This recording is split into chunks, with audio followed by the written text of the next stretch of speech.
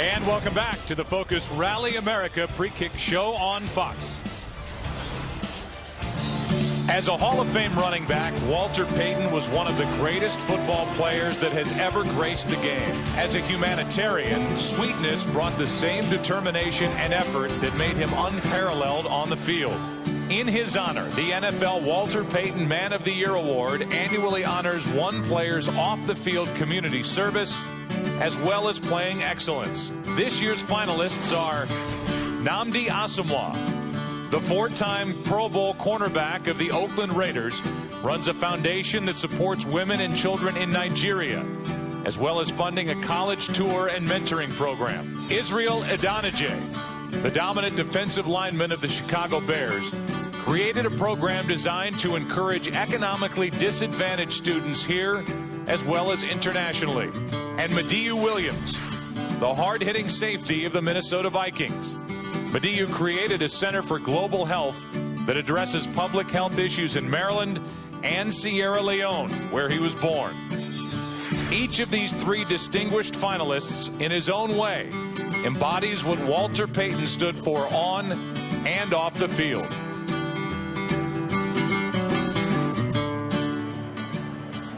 And now, to present the Walter Payton NFL Man of the Year Award, Walter Payton's two children, Jarrett and Brittany Payton.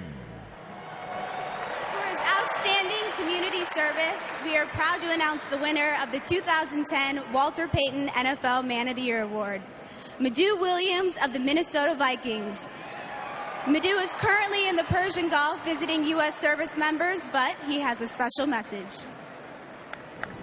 It's a tremendous honor to win the award named after Walter Payton, one of the greatest men to ever play in the National Football League. I'm sorry I couldn't be there to accept the award, but it's an even greater honor to be here in Iraq with the 4th Infantry Division and Task Force Iron Horse on a goodwill tour, watching the Super Bowl with our troops. Go Packers! Go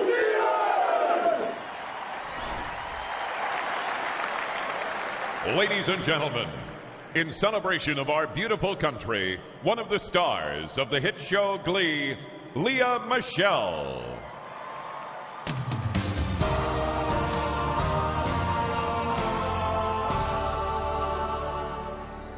Oh, beautiful for spacious skies, for amber waves of grain, for purple mountain majesties above the fruited plain.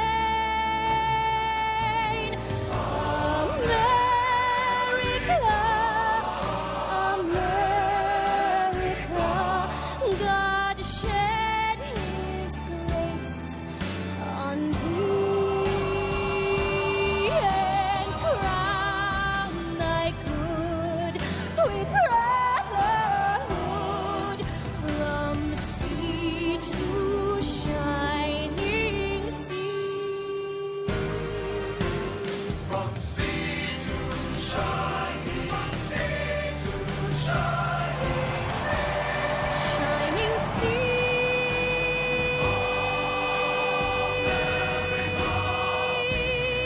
And crown thy good with brotherhood from sea to shining sea.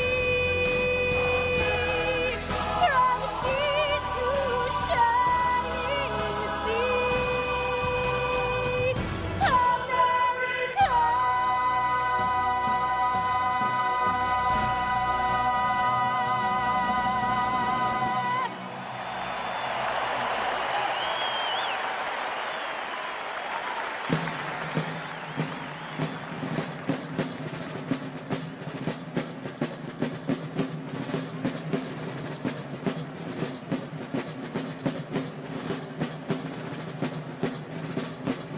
Colors! Two! Freeze and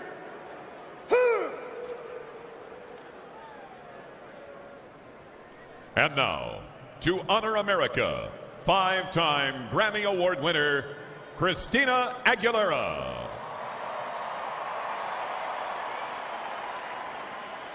Oh, say, can you see by the dawn's early light what so proudly we hailed at the twilight's last gleaming, whose broad stripes and bright stars through the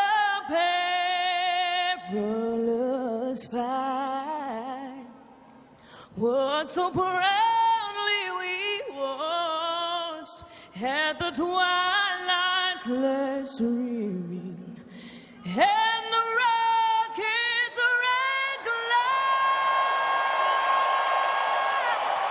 their bombs bursting in that gave proof through the night that our flag was still there. Oh, say, does that star-spangled banner yet wave o'er the land of the free, when the home unknown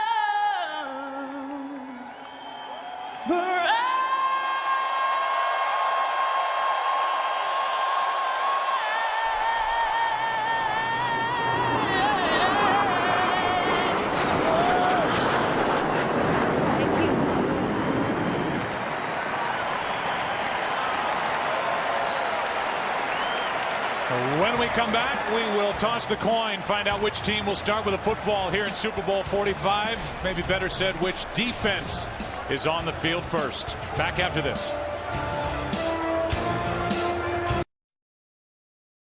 The Focus Rally America Pre-Kick Show is sponsored by Focus Rally America, the ultimate interactive cross-country road rally, sponsored by the all-new 2012 Ford Focus. Drive one.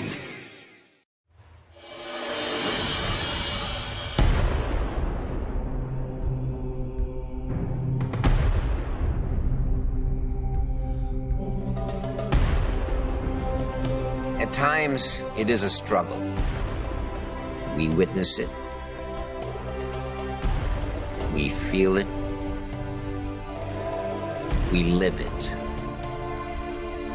But through it all, generation after generation, we never give up. How could we? Can you imagine what life would be like if they didn't persevere during an era that was far from great? If he never asked what we can do for your country. If he didn't dream. If they did not show the world on our darkest day that our flag was still there. Tonight, here we are, united to see their journey. Two storied franchises. One, founded by a shipping clerk at the Indian Packing Company. The other, named after the proud steel mills that forged this great nation. Green Bay and Pittsburgh, where the game of football is in their blood. This is so much bigger than just a football game. These two teams have given us the chance for one night, not only to dream, but to believe. This is a celebration of their journey, of our journey. Ladies and gentlemen, the newest members of the Pro Football Hall of Fame, Les Richter and Ed Sable. And joining us in the coin toss ceremony, Chris Hamburger, Richard Dent, Shannon Sharp, Marshall Falk.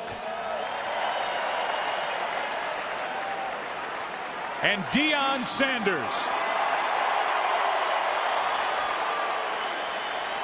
And now referee Walt Anderson.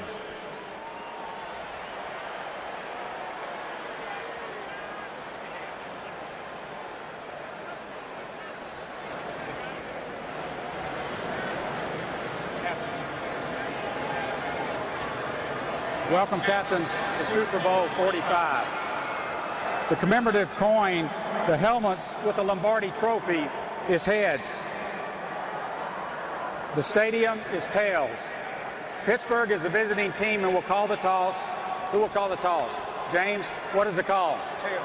The call is tails. Deion Sanders.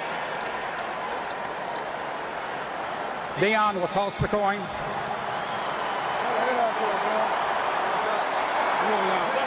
Come on now. It is. It is heads. Green Bay has won the toss. They're going to defer to the second half. Pittsburgh will receive. Green Bay, which goal will you defend? Which goal? Which goal will you kick?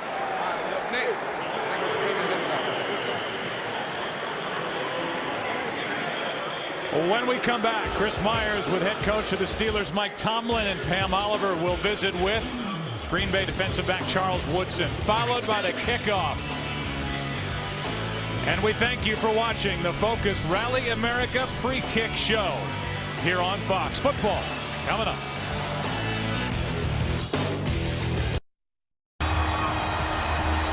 As if you needed another reminder, the matchup for Super Bowl 45. The Steelers and Packers down to the field. Charles Woodson standing by with Pam Oliver. Charles, you're one of the last voices the team hears before it heads out onto the field. What was your message today before the Super Bowl? It was real simple. You know, don't think about anything else but just winning. Just go out here and win. Appreciate it, Charles. Thank you. Let's go over to Chris Myers. Pam, with Mike Tomlin, you've been through this before. Your emotion of the team, and also what do you think we should look for early? You know, I don't know how much experience helps right about now. You know, I think both teams are extremely fired up. We're not going to try to get too cute early. I want everybody selling to this game and understand that we're here to play and play to win. All right, thanks for your time. Good luck, Coach. All right, bud. Take care. Joe? All right, Chris. Mike Tomlin is only 38. He's in his fourth year with the Steelers. And he's taken his team to another Super Bowl. He won Super Bowl 43 over Arizona 27-23, and now with Antonio Brown waiting for the opening kickoff, Crosby will get rid of it. And we play football. In the end zone, Brown will take it out. A slight hesitation, and Antonio Brown with a good return to start this game for the Steelers. Crosby forced him out, and a 37-yard return by the rookie Antonio Brown starts this game. Now we look at the backs and receivers for the Pittsburgh Steelers. They rank 14th overall offensively, and an offensive line. Troy, it's the 6th different combination up front, and the first NFL start at center for Doug Legursky. Yeah, a lot of adjustments really along that offensive line throughout the season. They were able to settle in over the second half, and then a big loss last week or 2 weeks ago in that AFC Championship game when Marquise Pouncey went down with the foot injury.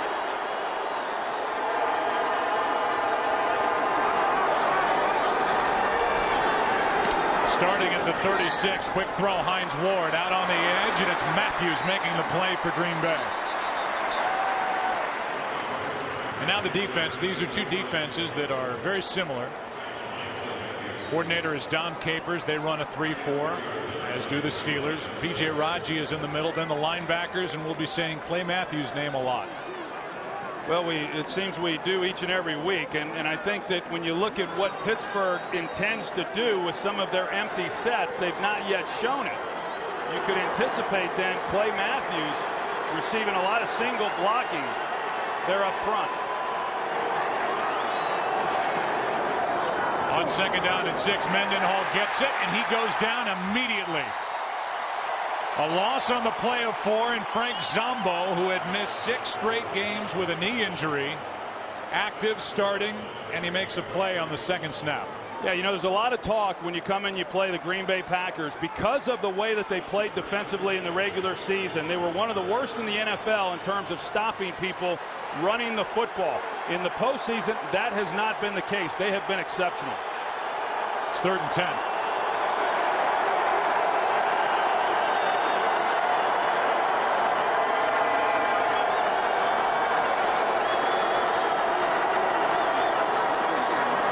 Pretty good pocket. Roethlisberger fires to the sideline, incomplete. And it's 3 and out for the Steelers with their first possession. Antonio Brown, the intended target. Well, that's a great job there defensively by the Green Bay Packers. They defer the coin toss. They're going to get the ball and to start the second half. Antonio Brown with the opening kickoff. You know, he was able to give this offense pretty good field position, but Pittsburgh failed to do anything with it. Tramon Williams waits for it. Capanos, a former Packer, will kick it. There has never been a punt return for a touchdown in Super Bowl history, and there won't be one here. That ball is dropped, and the fight for the football. A muff punt by Tramon Williams, and let's see who gets on top.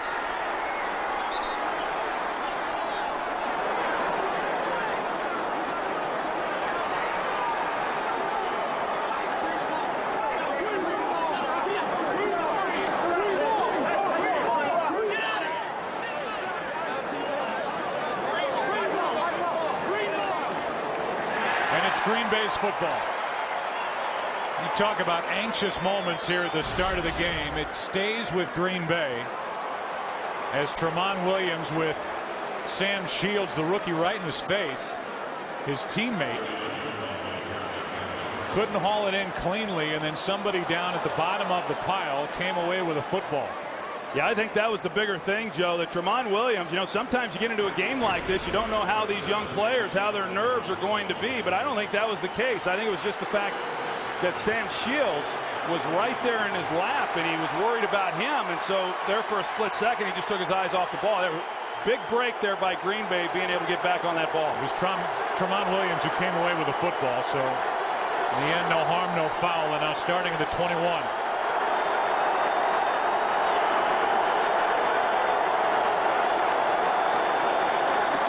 Quick throw over the middle, broken up, and a good play made by Woodley on Jennings. And so now this offense, which has been putting up yards and points in the postseason under the controls of Aaron Rodgers. He's been outstanding. He's been great all season long. He's been good in the postseason. Didn't have as good a game in the championship game there against the Chicago Bears, but still, having said that, has completed over 70% of his passes in the 3 postseason games.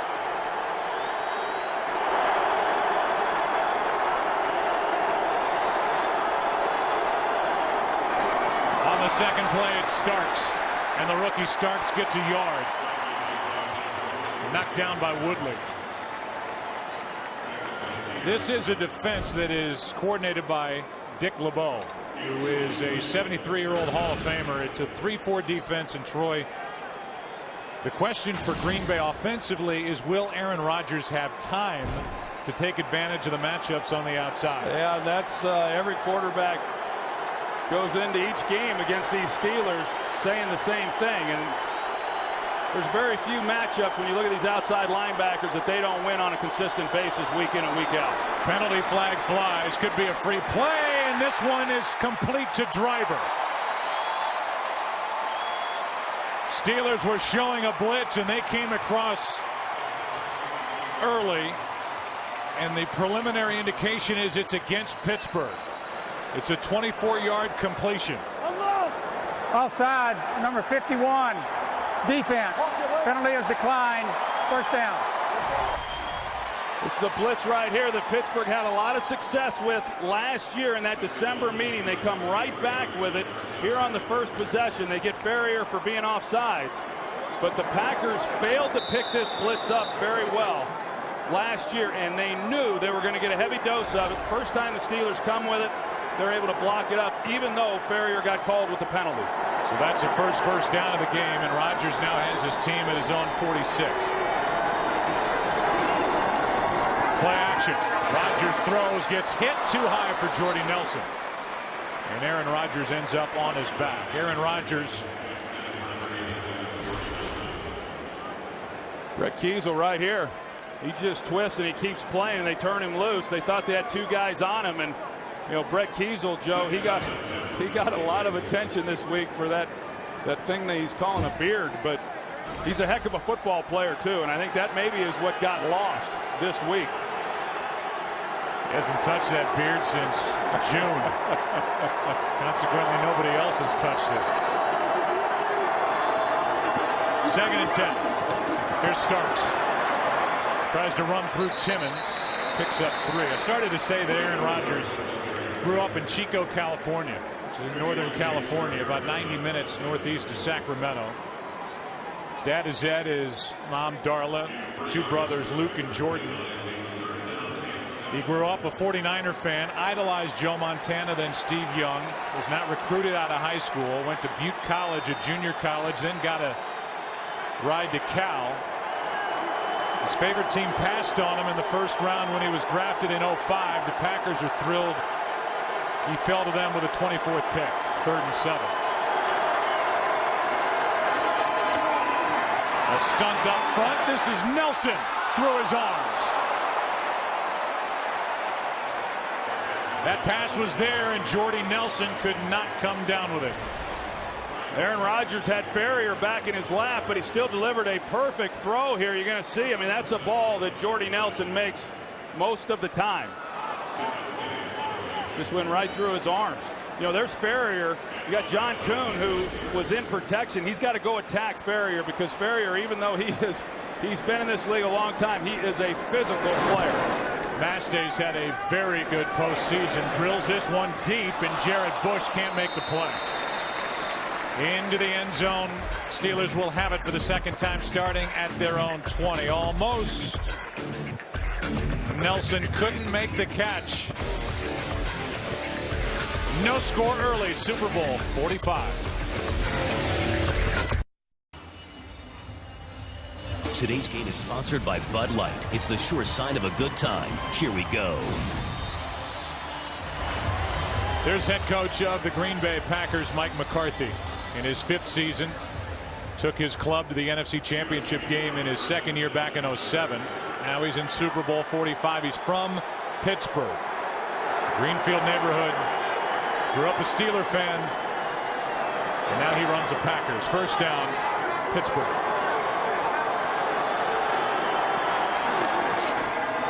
That's Mendenhall. Good blocking out in front. Rashard Mendenhall has the Steelers' first down of the game.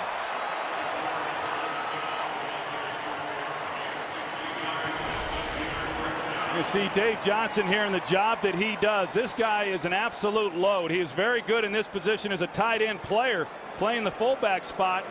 And you see Rashard Mendenhall last week in the championship game. He was exceptional in running the football after contact. And again, he does not go down easily. You go down low on Rashard Mendenhall, you are not going to get him to the ground. 15-yard carry. 1st down at the 35. On the ground again, Mendenhall has his shoe back on. And he is wrestled to the ground about a half-yard shy of a 1st down by A.J. Hawk. Well, Pittsburgh just comes right back with the same play. David Johnson leading the way. They pull left guard Chris Kemoatu, which is what they like to do. And that's the running play that Green Bay is going to have to be able to control if they're going to be able to slow down this running attack. 2nd and 1.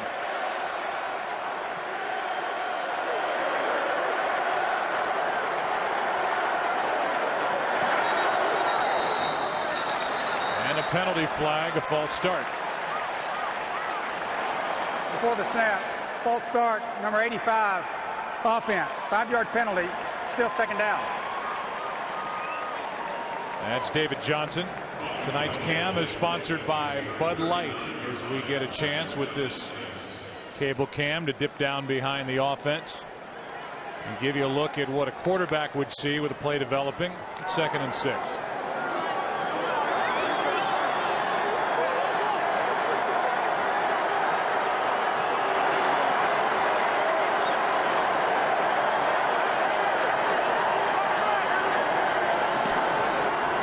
Quick throw, Mike Wallace. And Wallace wrapped up after a gain of 4. Tramon Williams out there to make the stop. You know, we had a chance to visit with Ben Roethlisberger, Joe, earlier in the week, and you know, I think it's been interesting in the year that he's had on a lot of levels, but let's just focus on what has happened to him in terms of the physical play that he's endured. He's wearing a steel plate in his shoe. He's wearing a 15.5 size shoe on his right foot. Normally he wears a size 14. He said it does give him some problems, especially early in games when he pushes off or when he takes off and scrambles. He also broke his nose at one point. He had a knee injury, shoulder injury. This guy's as tough as they come. 3rd down and 2. Roethlisberger slings it through the hands of Heath Miller, incomplete, and it's 4th down. Tramon Williams on the coverage. You know, you think back to their 2 playoff games, the Steelers, and they were held for under 300 yards in each of those games, but what they were really good at doing was converting on 3rd down. And so far, the Packers have been very good defensively, getting off the field here on 3rd downs in the early going. Cavanos hangs a beauty. And into the end zone. So now the Packers will start at their 20. There is no score. Mike Tomlin, the youngest head coach to win a Super Bowl, is looking for another. No score in Arlington. Today's game is sponsored by Pepsi Max. 0 calories, maximum Pepsi taste. And by Doritos. Doritos congratulates our Crash the Super Bowl finalists. Green Bay Packers are the number 6 seed. They've won 5 straight now, the last 3 in the playoffs on the road. Story with them is what Mike McCarthy and this club has persevered. Been able to get through 15 players on injured reserve, 6 opening day starters. Including losing their opening day running back and their top guy, Ryan Grant, week 1, and Jermichael Finley, their top tight end, in October.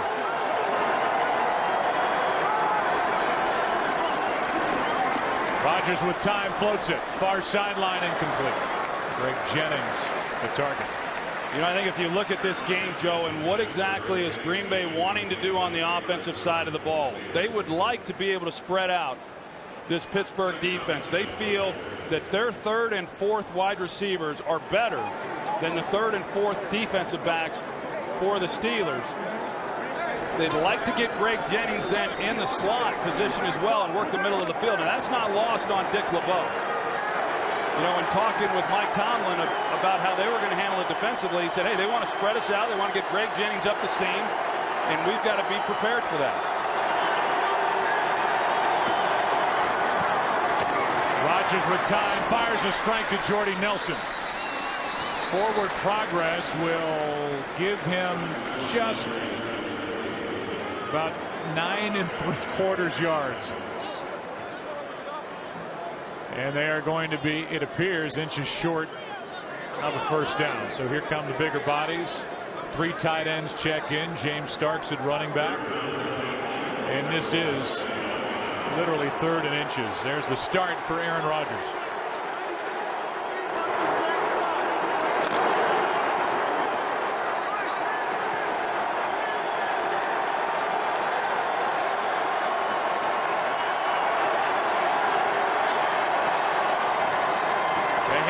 To Starks, and the rookie has it. Bounced out of the pile, picked up 7. Ryan Clark there to force him out.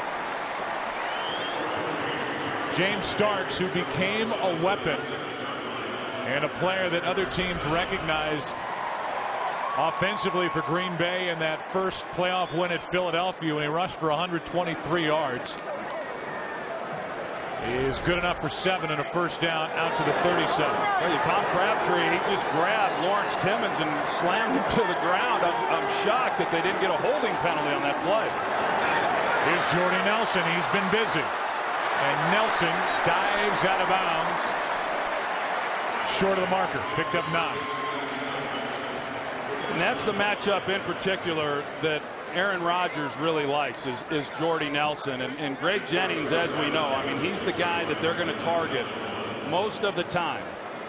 But when they're not getting the ball to him or Donald Driver, Jordy Nelson creates a lot of matchup problems for any defensive unit. We've seen it. You know, this guy, a lot of people don't talk a lot about him, and then all of a sudden he'll just quietly have a big game. 2nd and 1. Here's Starks. And Starks picks up a first down.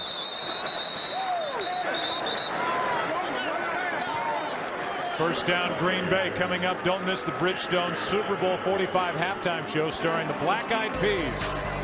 Right here only on Fox.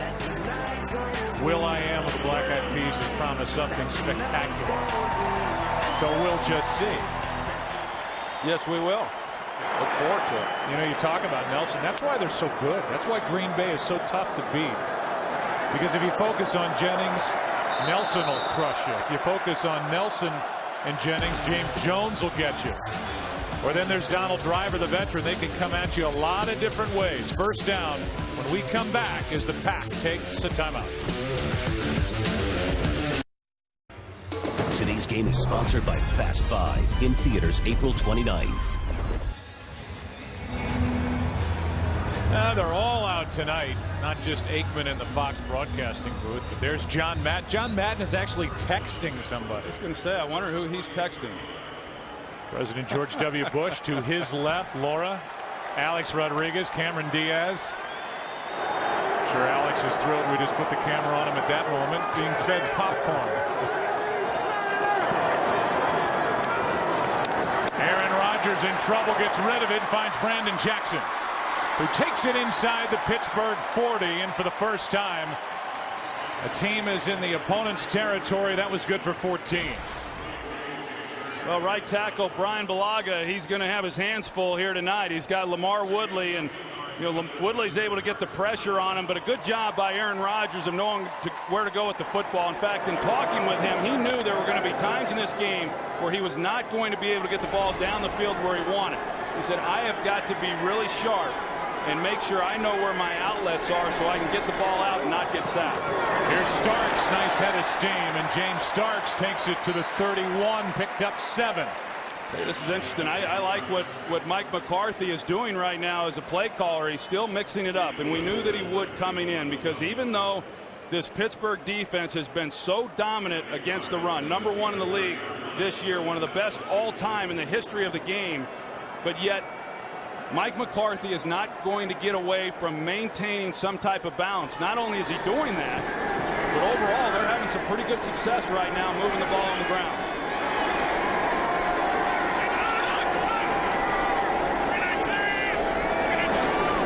Second down and 3. Rodgers just got rid of it, completes the ball to Hall, the fullback. Corey Hall gets 2. He's about a yard shy of a first down. You know, they had a chance at Donald Lee down the middle, and that's the area where if Pittsburgh is vulnerable in any one particular area consistently, that would be it. Aaron Rodgers, who has suffered 2 concussions this season, wearing a different helmet than the one he started the year with, got hit there. 3rd and 1.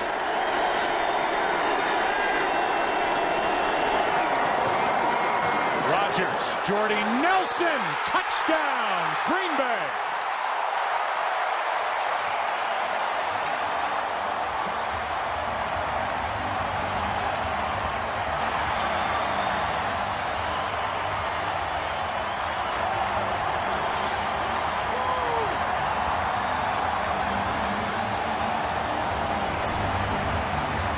They get one-on-one on the outside against William Gay, and you see the hand check right there. Just a perfectly thrown ball by Aaron Rodgers. Puts it right where it needed to be. William Gay unable to react to it. Touchdown for the Packers. That came on 3rd and 1. And a 9-play, 80-yard drive ends in a 29-yarder to Jordy Nelson. They can get you a lot of different ways. It's number 87 with a Super Bowl touchdown. 7-0 Green Bay.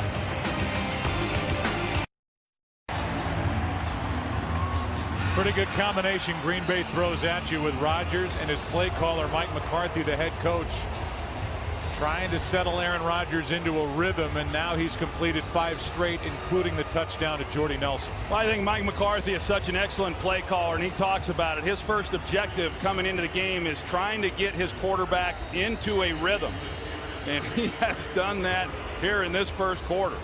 And it was really before this role that the Packers have been on, and McCarthy told us, I have a championship quarterback, and I'm going to use him. And he's ridden him here to the Super Bowl. Antonio Brown from the end zone. Penalty flag flies. Bigby can't bring him down, and Antonio Brown is out across the 40, but there's a flag back at the 14-yard line.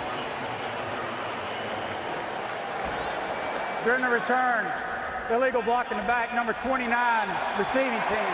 Half the distance to the goal, first down. They get Ryan Mundy as we take a break. It erases a 44-yard return by Antonio Brown. Steelers will have it down 7. Today's game is sponsored by the Kia Optima, not your average mid-size sedan.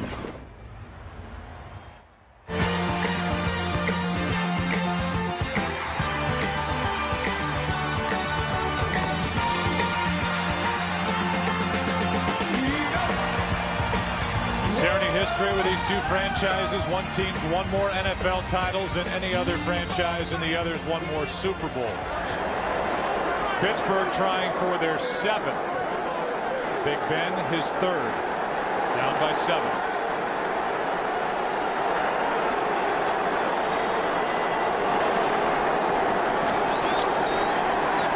Pump fake. Wallace picked off. Nick Collins. Nick Collins on the return inside the 10, leaps for the touchdown.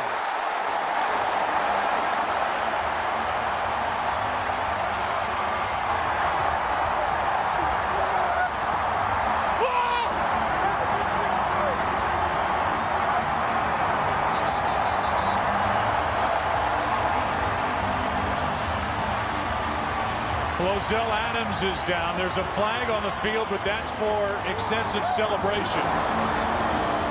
The touchdown will stand. After the play, unsportsmanlike conduct number 36 of the defense going to the ground after the score. That 15-yard penalty will be assessed on the kickoff. The touchdown is good. Let me show you what caused that. Howard Green, number 95, goes right through left guard Chris Kemoatu, and he's the one who gets the hand then right into the face of Ben Roethlisberger, disrupting that throw. He's unable to get anything on it. Nick Collins then comes across from the safety position to get the interception. This was a pump fake. They're trying to get a shot down the field. But because of the inside pressure, Roethlisberger unable to get anything on that throw and an easy interception. And a 37-yard return for the touchdown. Nick Collins, a Pro Bowler, playing center field. He came over, picked it off. Howard Green, a guy that the Packers picked up at the end of October, forced that throw. 14-0, Green Bay.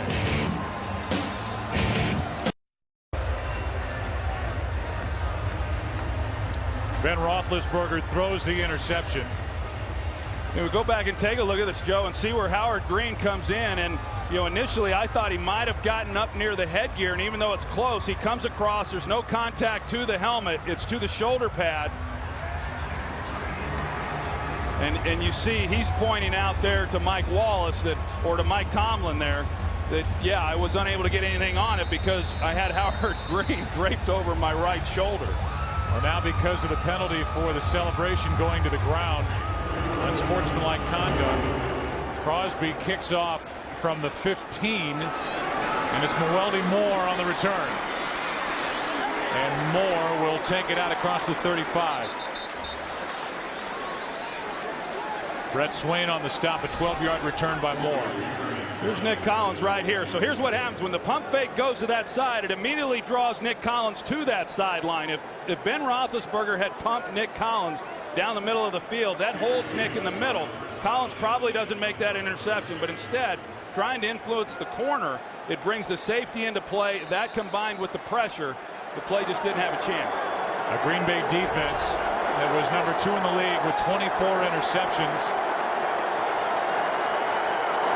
During the regular season, Collins had 4 of them. That was the biggest one of his life. Here's Mendenhall.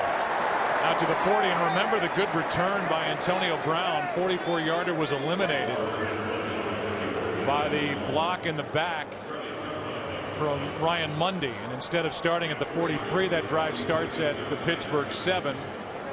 And the interception for the touchdown followed. Well, and Antonio Brown's had a couple nice returns now. And what's interesting is the Steelers talked about going to an empty set backfield, spreading out the Packers, throwing the ball. It's something we've not seen much of. Here is Mendenhall. First down, Pittsburgh. Remember, the Steelers were down by 14 points in that first half in the divisional round at home to the Baltimore Ravens, and they have just witnessed the Packers put up 14 points in 24 seconds. And now we'll see how the Steelers, who have 25 players with Super Bowl experience, go about this 14-point deficit. Well, even Mike Tomlin told us the other day, even though the last time these two teams met, there was not a turnover in that game last December. He said, I don't believe either one of these teams can get through a game without turning the ball over. I don't know that he anticipated it being for an interception return for a touchdown like that last one. Here is Sanders. And Emmanuel Sanders, the rookie, on first down, picks up 4. There's a flag down on that first down catch. And now Walt Anderson has to break up Jonathan Scott, who got into it with Jenkins or Rodgers. Here's a call. During the run, illegal block in the back, number 68, offense. 10-yard penalty from the spot of the foul. It'll be first down. What I find here, Joe, that's on left guard Chris Kemoatu, the one who gave up the big hit on the interception with Howard Green going right over the top of him. You know, you watch this game here in this first half, and surprisingly, you know, we talk about the experience, the Super Bowl experience of the Pittsburgh Steelers. They're the ones who seem to be playing with, you know, a little bit frazzled out there, where the Packers, both defensively and offensively, they seem to be the ones that are much calmer in their approach. Flozell Adams, who was slow to get off the field the last time the Steelers had it, has been replaced at right tackle by Trey Essex. On first down, Roethlisberger. Mendenhall out of the backfield, and Rashard Mendenhall takes it out to the 49. Let's go down to the sideline for a couple of injury updates with Chris Myers. Well, Joe, he has returned from the locker room, but starting corner Bryant McFadden left with a hip pointer. He was out on those last few plays when the touchdown pass went to Jordy Nelson. William Gay was in coverage replacing him, and it's a left shoulder injury on Flozell Adams. They're working on it. They hope to get him back into the game as soon as possible. All right, Chris Flozell, who made all 18 starts at right tackle coming into this game. 5-time Pro Bowler with the Cowboys. First year with the Steelers, and he's getting worked on the sidelines. 2nd and 9. Good protection. Roethlisberger slipped, and Miller can't make the catch. And Roethlisberger slow to get up. His feet just went out from under him. Now he gets up, Gimpy checking that left leg. Yeah, you know, he came out off of the play action and got set up. Heath Miller actually ran a good route, and there was nobody in the area of Ben Roethlisberger. He takes a step to throw it, and the left knee gave out on him. He doesn't look like he can move at all on 3rd and 9.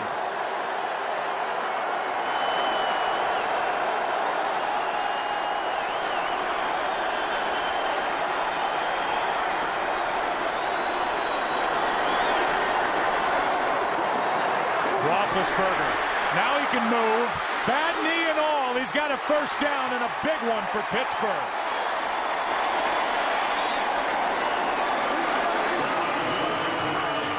Well, this was the concern for Dom Capers coming into the game, because you've got to maintain gap integrity, and as soon as you give Roethlisberger the middle of the field like that, they're in man coverage.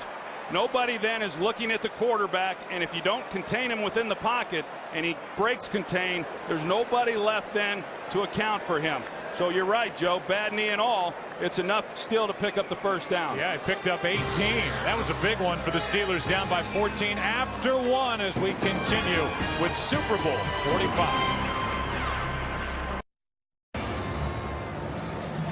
As we start the second quarter, here are the back-to-back plays. Here's the slip on second down. And Roethlisberger then went 18 yards for first down. Byron Leftwich, the backup to Roethlisberger, was just getting loose, just in case. Here's Mendenhall. Mendenhall can't get away from Woodson. Good play by the 13-year pro out of Michigan. There are the stats, and as you look at that lineup, you see number 71, Flozo Adams, back at right tackle for the Pittsburgh Steelers. Well, and for anybody wondering what exactly Byron Leftwich was listening to, that was not an iPod that he had in his ear. He's able to listen to the calls that are being relayed into Ben Roethlisberger, the offensive calls. Shouldn't be surprised he ran it on the next play. He had that knee to his thigh in the championship game, and he still ran well in that game. On 2nd and 12, this one's broken up, no flag, and that was Tramon Williams breaking it up, getting it away from Emmanuel Sanders, who starred nearby at SMU. Now it's third down. Well, Tramon Williams has had a heck of a season, as we know, and you see how he reacts so well. And boy, you better be pretty precise when you're throwing that route against Williams, because he's got 3 interceptions in the postseason alone. And a ball on the outside sideline, if it is behind him at all, then he will undercut that one. And that was not a great throw there by Ben Roethlisberger.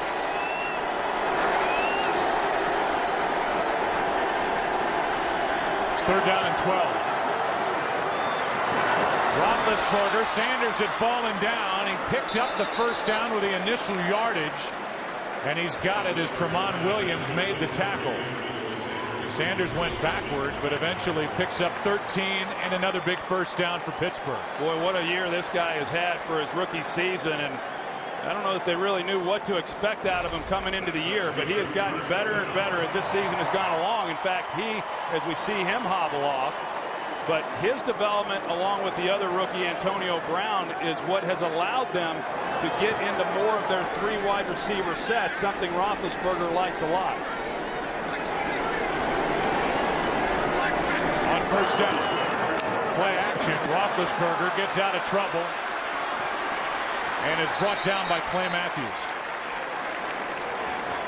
Saw Emmanuel Sanders limp to the sideline. And this is why, as he was ripped to the ground by Tramon Williams, that left knee went right into the turf, and now he's right back into the game. 2nd and 8. Yeah, I don't know that you can miss much time on a play like that. I mean, if you think about, we talked about all the things that the quarterback has been through. Well, he sets a pretty high bar for coming back and playing with injury.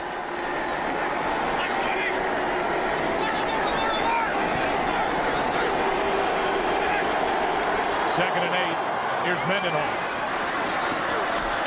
Turned it into a little something as he got around Pepra. A.J. Hawk on the stop, a gain of 1. Now another big third down for the Steelers, who are down by 14. And now Emmanuel Sanders back to the sideline and not happy. Those young rookie wide receivers, as you said, Troy, have given this team some juice on the outside. Antonio Brown and Sanders. Now Antoine Randall L. checks in on 3rd and 7.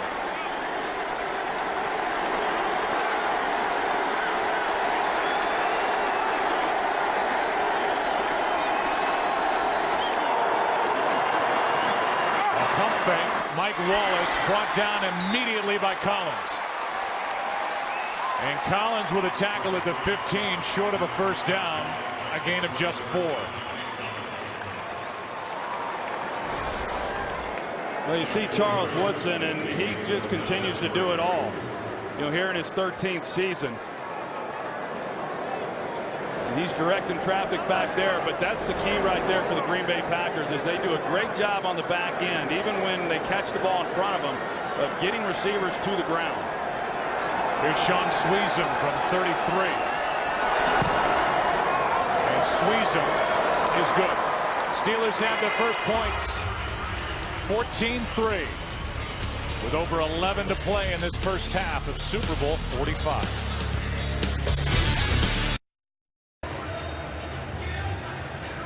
John Travolta in the house here tonight in Arlington, Cowboys Stadium. There's Ron Howard. As the weather wasn't very good, well, it was awful from Monday until most of Friday, but it has cleared up. So many people worked so hard to make this Super Bowl happen and then had to work extra hard to help get everybody around this week as Pat Lee on the return takes it out to the 25. So now this highly regarded Steeler defense has to figure something out to slow down number 12 in the pack, who lead by 11. You can download NFL Mobile to get the most in-depth Super Bowl 45 news, stats, video highlights, and more. Text NFL to 8915. So now Green Bay leading 14-3 starts at the 25.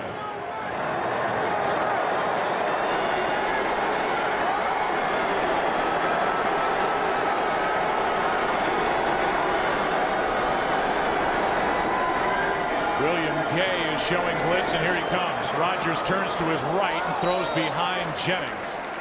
Let's go down to the field, and Chris Myers. And the hits, the physicality of this game, Joe. Receiver Emmanuel Sanders, you described the play when he was brought down. He came off in frustration, threw his helmet, knew the injury was serious. The doctor looked at they cut the tape off his foot, and he shook his head, limping. They got him on a golf cart, and they have taken him to the locker room. He is questionable the rest of this game. All right, second down and 10. Steelers have to come after Aaron Rodgers. They came after him on first down, and here they come again. Rodgers throws, completes, and the tackle immediately made by Taylor on James Jones. Well, they immediately come with that cross blitz between the linebackers in the middle, and the Packers pick that up. But Rodgers gets the ball out. Then it's all on the defensive back. You've got to be able to get the guy to the ground, and he was able to do that. So now 3rd and 5. You look at what the Packers have done on this down. Well, they've been awfully good. This is an area where this Pittsburgh defense excelled throughout the season.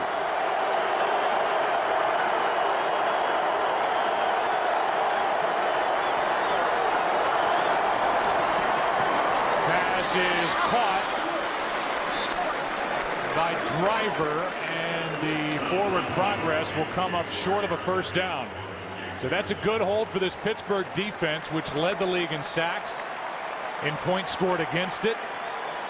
They get exactly what they need on 3rd and 5 and on that series, and now Driver limps off. Yeah, no, that was a good job there defensively by Pittsburgh, because their offense was able to at least move the ball down after going down 14-0 and come away with a field goal. And they don't give up any kind of yardage. They don't give up any points. Now they're going to give the ball back to their offense with what should be a pretty good field position. Line drive punt by Maste. Antonio Brown from about the 20 is forced out by Jared Bush. He is such a good special teams player, number 24. Driver limped off. Here's why. On the tackle by Ferrier and James Harrison. Steelers have it, down 11. If Ben Roethlisberger was reading the paper, here are actual headlines that he would have read about himself. Why? The last offseason, he faced a complaint by a young woman of sexual assault. No charges were filed. NFL Commissioner Roger Goodell made him sit. The first 4 games of the season for violating the league's personal conduct policy. Initially, it was a 6-game suspension, reduced to 4. Steelers went 3-1 in his absence. Rode Rashard Mendenhall a lot earlier. The combination of Dennis Dixon and Charlie Batch at quarterback. Here is Mendenhall. bouncing it to the outside. And a good run by Rashard Mendenhall, but a flag is down. A gain of 7. But holding number 83, offense, 10-yard penalty, still first down. They get Heath Miller for a hold, which wipes away a 7-yard run. Yeah, Heath Miller right here in the middle. On Clay Matthews. Clay Matthews plays the run awfully well, and Heath Miller got just enough of him. So Donald Driver now, who was bothered by a quad injury leading into this game, limps off. He had that knee twisting underneath him on that tackle on the 3rd down catch the last time the Packers had it. 1st and 20. Good pocket for Roethlisberger, who finds Wallace. And Mike Wallace is good for 16 yards. And now we welcome you inside our broadcast booth. So we've seen Green Bay do it defensively with the Nick Collins interception for the touchdown, and they have been able to move it. They had that sustained drive on the touchdown to Jordy Nelson. Well, you look at them. I mean, what Pittsburgh has been known for is big plays down the field. They were second in the National Football League creating plays down the field, throwing it, and that's what they've not been able to do. We saw it on the last play, but their biggest completion was just 13 yards there to Emmanuel Sanders a couple of series ago. They've got to start pushing it a little bit. Here's Mewelde Moore, who picks up a 1st down for Pittsburgh. Moore good for 7 and a 1st down out to the 35. So I talked about Green Bay and what they've done offensively, defensively. You talk about Pittsburgh, and we've seen some glimpses of them being able to run the ball here in this first half against the Packers. Yeah, and I don't know how much running the ball is going to get Dom Capers really out of his game plan. You know, to a man, they all talked about Roethlisberger being the key. Him being the key because he can extend plays. Now, if he's hobbled, and we've seen him limping around a little bit, Joe, even though he did pick up that 1 1st down with his legs, you know, how much then is that going to be a factor? Sets up, has a great pocket, good protection, and now he takes off. And he goes down at the 40, hit hard by Zombo, and he wasn't alone. Back down to Chris Myers. Well, Joe, the team doctor came over to Roethlisberger prior to this series, checked his left knee and asked Ben. He said, are you able to run? Can you keep running? And Ben said, yes, I can. They also checked out his right shoulder from the hit earlier in the game by Green on the interception. So back up to Joe and Troy. Roethlisberger, who's 10-2 in his career during the postseason. Bart Starr has a better winning percentage at 9-1 in the playoffs in NFL history. Starr is here at the game with his wife tonight. 2nd and 5. Here's Moore from Mewelde Moore. And he ends up getting back to the line of scrimmage. Might have lost half a yard. 3rd down coming up. You know, we talk about Ben Roethlisberger, and a lot of discussion here over the last 2 weeks as to, you know, what kind of quarterback he is and what people think of him, where does he rank and all of that. I think you just said it, Joe, based on what he has done in postseason play. Pretty remarkable. And I know he has even said, hey, I'm never going to have the big numbers, never going to, you know, win a passing title. I mean, this guy threw for over 4,300 yards a year ago. He's put up some pretty good numbers during his career.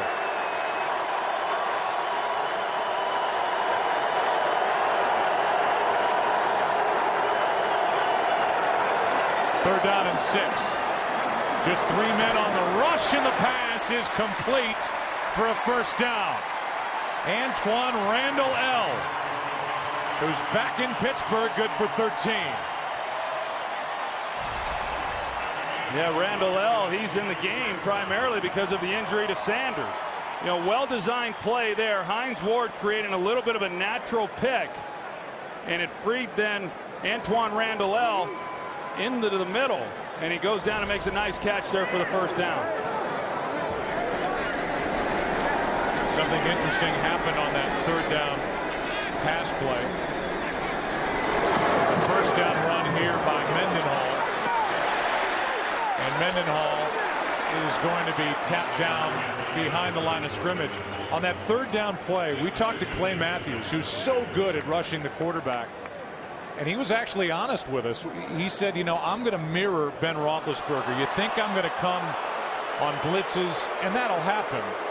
But because Ben is so good at using his legs, he was hanging around waiting in case Roethlisberger took off. Yeah, you know, you said you watched a lot of film and you see these other teams and they don't look like they've really scouted Roethlisberger very well. That you've got to be very disciplined. So sometimes he just can't go all out and go after him the way that he would like. He can do more of that when they're in some of their 5-man pressures, however. So now on 2nd down and 11, timeout taken by the Steelers. They have 2 left. They're down by 11. Today's game is sponsored by Chrysler. Our comeback begins. And by Coca-Cola. Join Coca-Cola now and make a cheers for charity to benefit the Boys and Girls Clubs. Some of the artwork that is in and around Cowboys Stadium put there by Jerry and Gene Jones and the Jones family. There are thousands of people outside this stadium. You see the heat lamps. It's chilly outside. It's in the low 40s. Watching on the big screen. And we're waiting to get the official attendance count.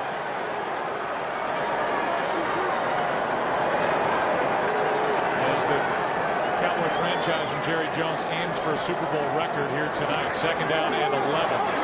Over the middle. Dangerous pass picked off. Intercepted by Jared Bush. A collision with Mike Wallace, and Jared Bush comes away with it.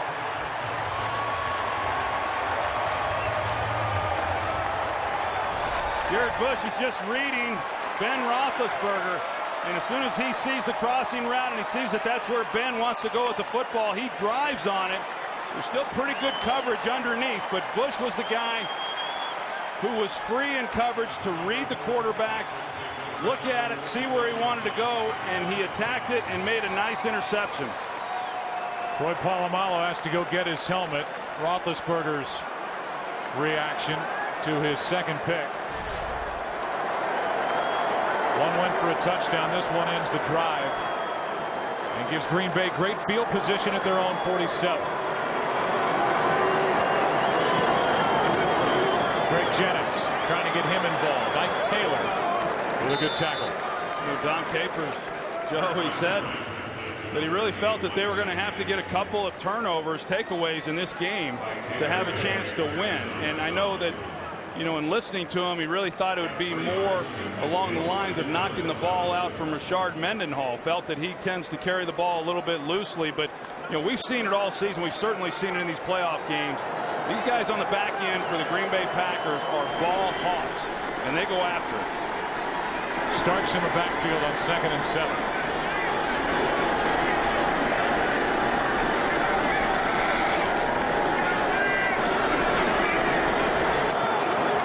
Blitz coming. Green Bay picks it up, and there's Jordy Nelson. Already has a touchdown and now adds another 1st down. Good for 17. Really great protection up front. And James Starks, who has done a nice job in postseason of running the ball, and now he's going to be asked to step up in there and pick up the blitz. He does a good job. And then on the outside, Bryant McFadden, who had left the game, is back in even with injury, and that's who Aaron Rodgers said we want to go after. When he was with the Arizona Cardinals last year, Aaron Rodgers went after him, and he said he's coming back for some more, and I'm going to give it to him.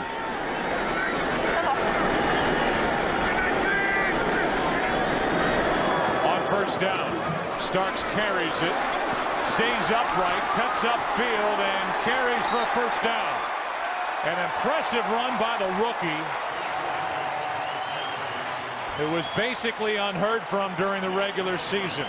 Coming up, don't miss the Bridgestone Super Bowl 45 halftime show starring the Black Eyed Peas. Right here only on Fox. You know, you really see what the interception does, Joe. I mean, Pittsburgh had a nice drive going. Looked like they may be able to come away with some points on that possession. They throw the interception, and immediately Green Bay turns it around and is right back in here in a position to come away with some points of their own.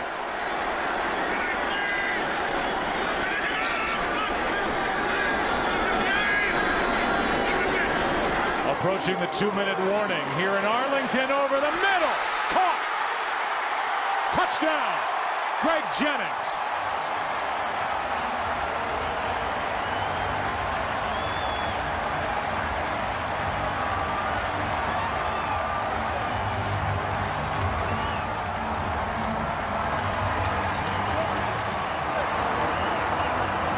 this route, and here's what we talked about coming in. They put Greg Jennings in the slot. He's here, and then look at Ferrier. He's the guy who has to carry that up the seam. Greg Jennings just goes right by him, but a perfectly thrown ball because Aaron Rodgers has to beat the safeties in with the pass. But that's what Mike Tomlin talked about all week long to his defense. Greg Jennings, third receiver in. He is going to run down the seam, and that's where they're going with the football. We've got to be able to cover that, and they didn't cover it there. 21-3. Jared Bush set it up. He didn't have an interception all season long.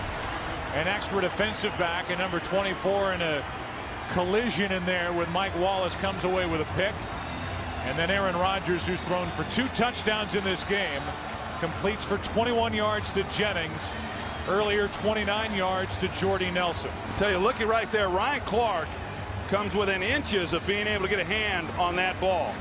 If Aaron Rodgers leads Jennings to where he makes a perfect catch, there's a good chance that ball's intercepted. That's a great job by Aaron Rodgers, knowing what the coverage was and knowing where the ball had to be and where it needed to be placed to give his guy a chance. So the Green Bay Packers now have scored 14 points off turnovers. 7 of them immediately after the interception and the return for the touchdown by Collins. Now Bush sets up the 21-yarder to Greg Jennings. And now with 2 minutes 24 seconds left in the first half and 2 timeouts on the scoreboard, the Pittsburgh Steelers have got to get something going before halftime. And how about Jared Bush, a guy who last year gave up so many big plays, but this year, because of the emergence of Sam Shields, the play of Tramon Williams, he's been able then to focus primarily as a special teams player, play the inside slot defensive position where he's best, and he makes a key game here in Super Bowl 45. That's how dominant the Packers have been this postseason. Double-digit leads at the half, and they're looking at it again. Antonio Brown meet Brett Swain. 2:18 left in the half, and the cable cam is sponsored by Bud Light. So now Ben Roethlisberger is forced to try and move the ball down the field, and that's where the Green Bay Packers, just like you always hear about the Steelers, they will line up, come get you. The Packers defensively were tied for the second highest total in sacks, trailing the Steelers by just 1. Well, neither one of these defenses are teams that you want to get down like the Steelers are down right now to the Packers because of all the blitz pressures and things you're going to see. Clay Matthews right at the line of scrimmage. Here he comes. Flozell Adams blocks him, and the pass is caught. Antoine Randall to the 40. 37 yards and a good start to this drive for the Steelers. Well, Sam Shields, he came underneath it. If he had just stayed back in coverage, he might have been able to make a play on that ball. He went after it, but Roethlisberger got it up. Sponsored by the Chevy Cruze Eco, best highway fuel economy of any gas engine in America. Today's game is sponsored by Budweiser. Great times are waiting. Grab some buds. Sam Shields leaves injured. He was in on the tackle of Antoine Randall on the 37-yard completion, which is Pittsburgh's longest gain tonight from scrimmage. And here's the tackle with number 37 bracing himself with that left arm. Rookie's played so well. Jared Bush replaces him. 2 timeouts left in the half for Pittsburgh.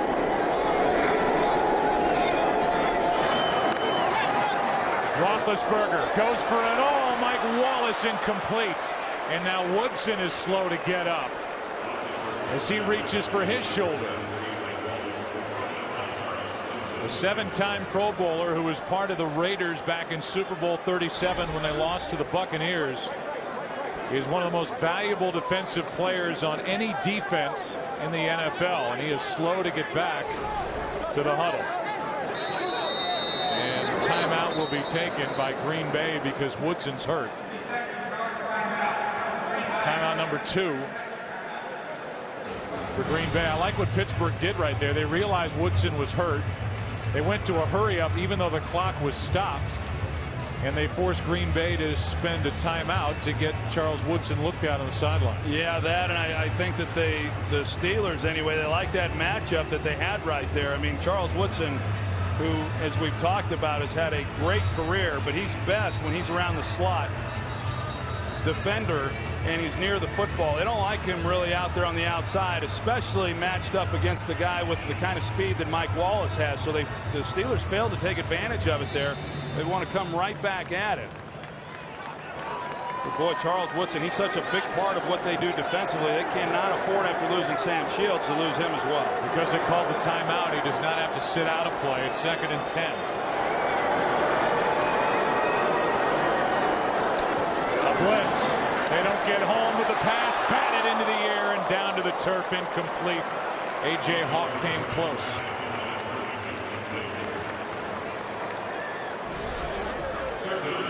Here he is right here, A.J. Hawk.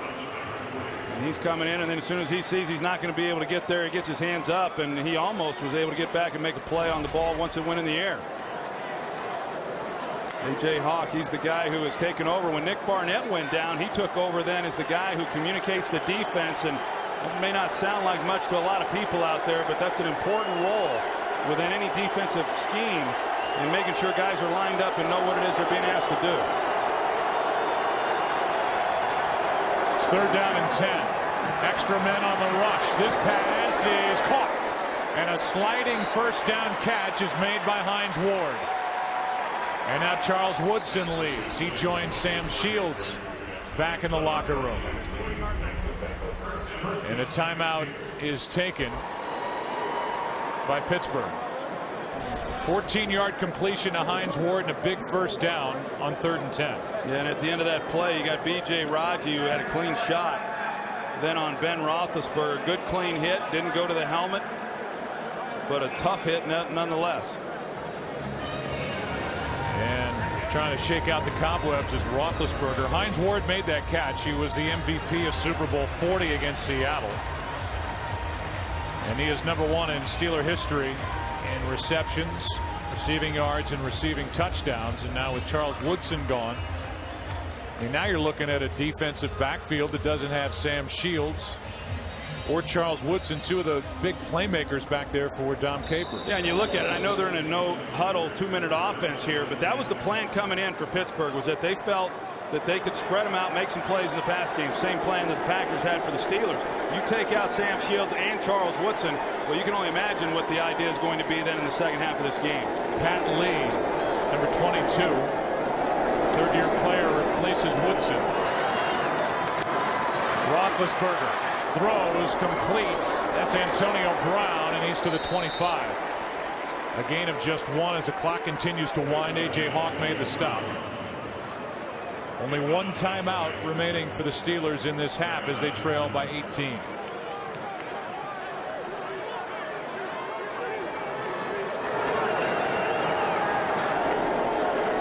Second and 9. Roethlisberger over the middle finds Hines Ward, and he sets up a 1st and goal.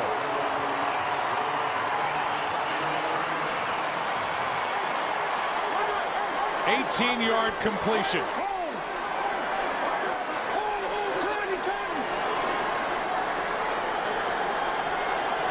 From the 8. Back in the end zone, Ward, touchdown.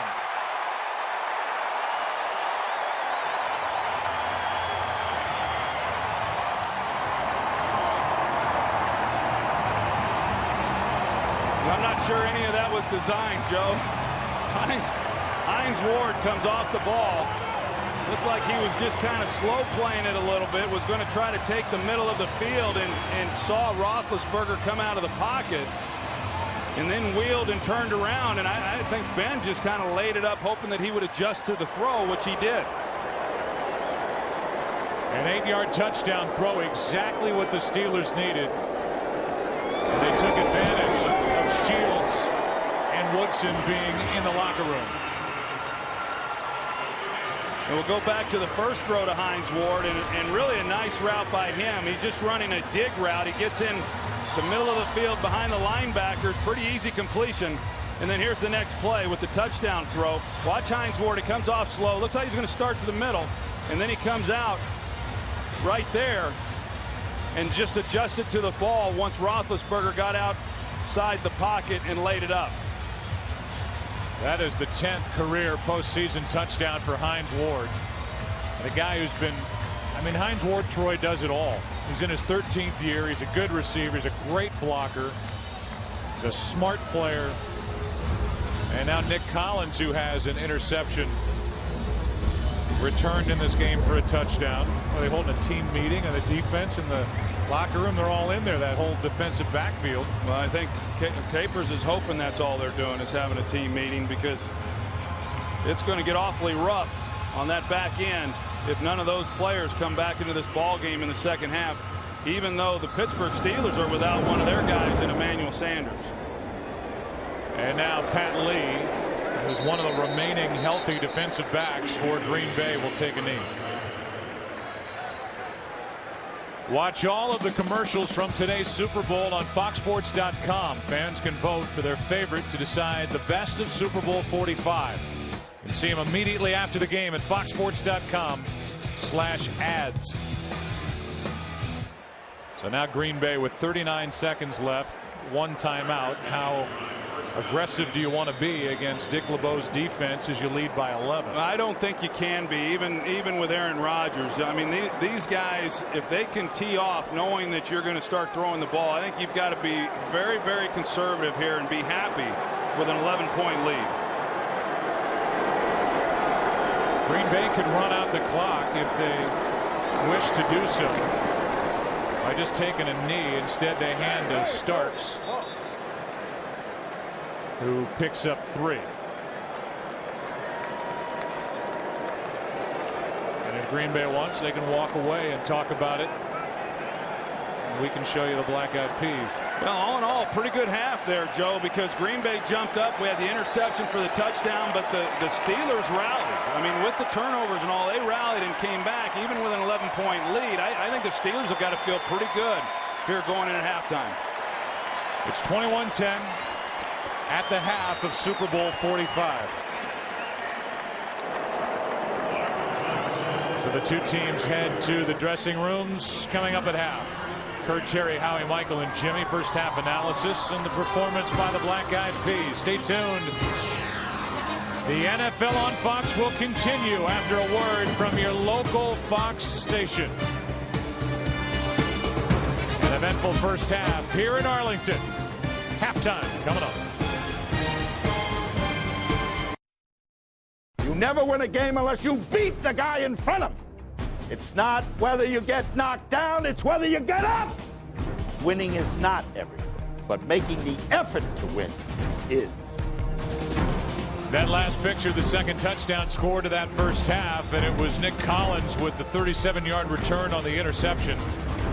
One of a couple of Ben Roethlisberger picks in that first half. There are the stats after half of play in Super Bowl 45. 2 turnovers to none, and the points off turnovers. Glee fans later tonight, don't miss the Glee Club's Dream commercial. It's all part of a thrilling all-new Glee event, sponsored by Chevrolet.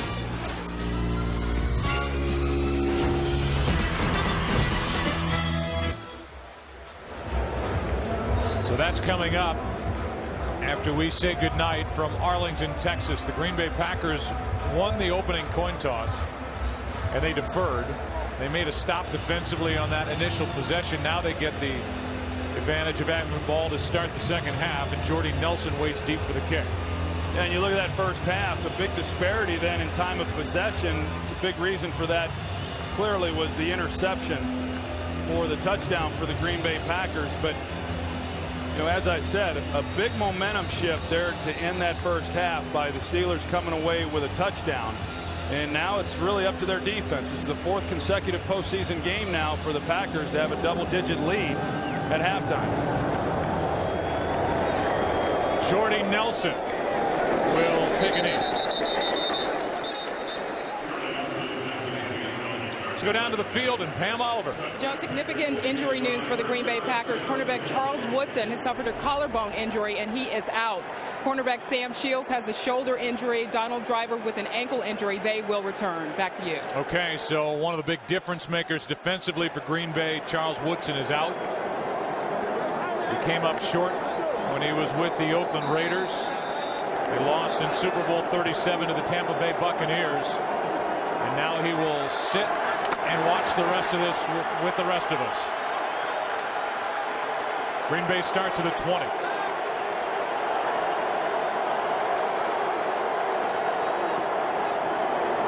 And they hand it to Starks. Tripped up, penalty flag. Polamalu made the tackle. A gain of 2. Holding, number 86, offense. 10-yard penalty, still first down. We'll get Donald Lee, the tight end, for a hold. Yeah, he doesn't get out of his stance. You're going to see the ball snapped, and here comes Woodley, and then by the time he gets out of it, then Woodley's by him, and that's the only thing that he can then do. Pretty easy call. So Lee checks out and moves the ball back to the 10. Now, this defense is tough enough trying to get 10 yards, let alone 20. It's just a relentless group. There just are no easy plays when it comes to this Pittsburgh defense. And there's Charles Woodson. 1st and 20.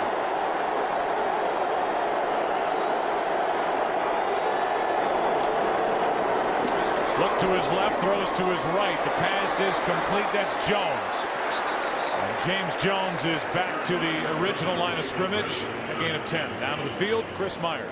Joe, receiver Emmanuel Sanders out for the Steelers with a foot injury. I asked Mike Tomlin if Ben was okay. He said he's fine, but he's hacked off with the way things are going. In fact, the coach was a little upset, said we're shooting ourselves in the foot. We don't have to change our scheme. We just need to execute. And the tone that he told his team, he wouldn't get into that, but he looked very, very upset. 2nd and 10.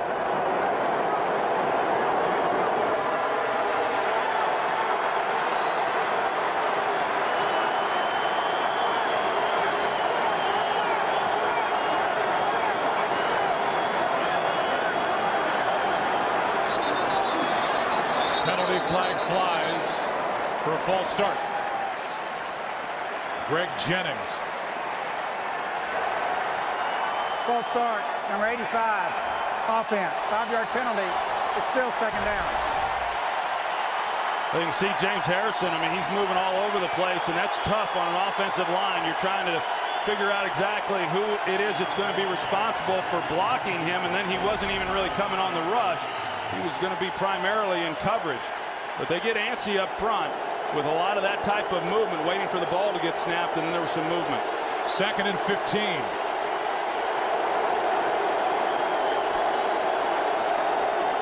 Blitz. Green Bay picks it up. Nelson, he's been busy. Has a touchdown in this game. Gets away from Mike Taylor. Picks up a couple of extra yards. Clark on the stop. A gain of 9. Talked about Aaron Rodgers earlier in the game and knowing coming into this game that he needed to know exactly where to go with the ball. Initially, he's wanting to try to get something down the field. It just wasn't there, but he's got Jordy Nelson working on the outside along the sideline against Ike Taylor. It's now 3rd and 5.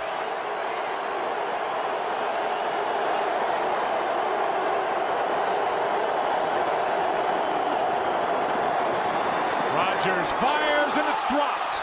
Big play was there for Jones and he couldn't hang on. Boy, that's a touchdown right there. James Jones has had some drops at some inopportune times throughout this postseason, really throughout the year. And this one was thread right on needle right here by Aaron Rodgers. And, you know, William Gay unable to make a play on it and hits James Jones right in the hands. The only guy then that had a chance to make a play was Troy Polamalu, and I don't think he makes it. Masted. Antonio Brown on the return from inside the 35. Gets around Pat Lee. Crabtree hauls him down. And a penalty flag at the end of the play. Just a 3-yard return, but there could be a penalty here against Green Bay. Let's watch the tackle, see if there's a face mask or something extra at the end of it.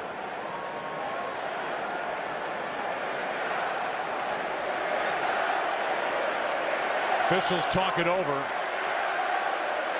I'm not sure if they thought that he had the face mask or not. He didn't look to me like he did, Joe. It looked like he had a hold of his jersey. Personal foul, face mask, the kicking team, 15-yard penalty. It'll be first down, timeout. They get Crabtree, who had his hand up under the face mask. Call goes against Green Bay, not a good call. Today's game is sponsored by Budweiser. Great times are waiting. Designated driver. Face mask penalty brings the ball to midfield. There hasn't been any trash talk really leading into this Super Bowl. A lot of mutual respect. And there's Mike Tomlin with pat on the helmet for Clay Matthews. James Harrison and Greg Jennings with a laugh as they head off the field. And now down by 11. Steelers start at the 50. Fake the quick throw and hand to Mendenhall, and Rashard Mendenhall bounces it to the edge, and a good start to this second half offensively for the Steelers. And Mendenhall ran into an audio guy after a 17-yard run, and Mendenhall slow to get up. You can see Clay Matthews out here, and Matt Spaeth does a nice job on him because he breaks contain, and it's because of the blocking there by Spaeth. And you see the end of that run, as you were talking about, Joe, right into the cameraman. Yeah, I said audio is the guy next to the audio guy, camera operator, and that's who Mendenhall hit. Now Isaac Redman is in the backfield, and he gets it. Tripped up and brought down at the 30. You know, we talk about what Green Bay likes to do defensively. That Dom Capers would prefer to keep 5 defensive backs on the field. That's hard to do when you don't have Charles Woodson. He started this series with 4 down defensive linemen, a very unusual look for him, but it was primarily because the Steelers came out in a running personnel package themselves. But right now, they have gone to their 5 defensive backs, but they are awfully thin, as we have talked about. 2nd and 7.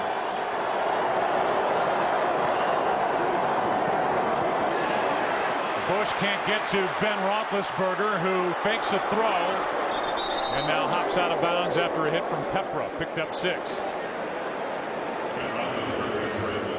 3rd down yard coming up for number 7. You look at the slot position without Charles Woodson and how that then will impact what Dom Capers is going to do defensively. Now, on the last play, he brings Jared Bush. You know, he's not going to change completely, but we do know the impact that Charles Woodson has and how good he is as a blitzer. The Steelers have got to be awfully happy knowing that 21 for the Green Bay Packers won't be coming off the edge in this second half. It's 3rd down and 1. Handoff to Redmond, cuts it back. Trying to outrun Collins inside the 10.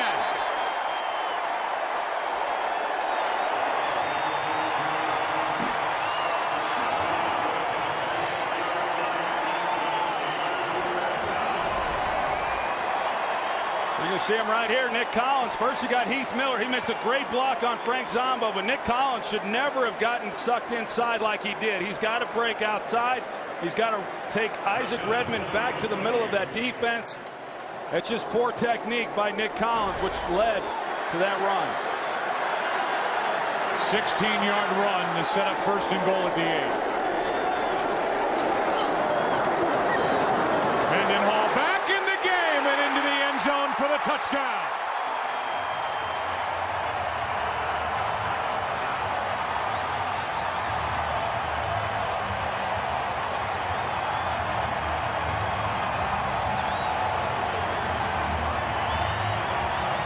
Talked about it earlier in the game, Joe. Chris Kimoatu, the left guard. This is the guy they like to pull right here. And you're going to see him lead the way. Rashard Mendenhall, he's going to get in behind it. He cleans it up. Pretty easy touchdown for Mendenhall. That drive covered 50 yards, and it was all on the ground. Ben didn't have to put it up. And now it's barely. That thing just sneaked inside the left upright. A 4-point game. 21-17. Steeler defense held on the Packers' first possession. Mendenhall pounds it in. We've got a game in Super Bowl 45.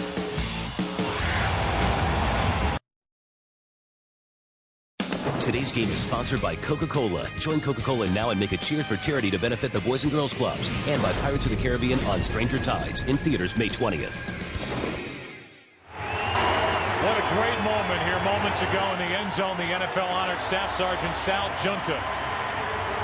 Sergeant Junta recently awarded the Medal of Honor for his courageous actions in Afghanistan. He's the first living recipient of the Medal of Honor since the Vietnam War. And with that, we'd like to welcome the men and women in uniform serving around the world, watching Super Bowl 45 in 175 countries on AFN, the American Forces Network. And we thank you for all you do. We hope you're enjoying tonight's telecast. I know Marcus Luttrell is in East Texas watching this game as well, and I'd like to say thank you to him as well. So would we all. Marcus started our season off at Fox with a tremendous talk he gave at our NFL seminar, and now as you look at this latest drive, the Steelers, who trailed by 18, now have cut it to 4. Jordy Nelson out of bounds just short of the 20. Ke'Aaron Fox forced him out.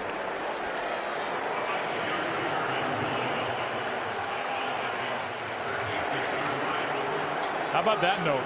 The largest deficit overcome to win a Super Bowl, 10 points. It's been done twice. The Steelers trailed by 18.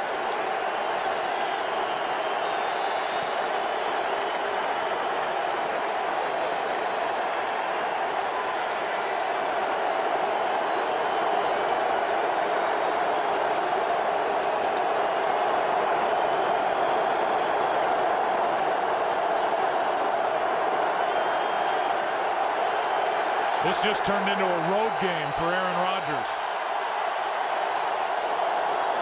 Delayed handoff to Starks. Kiesel makes the play.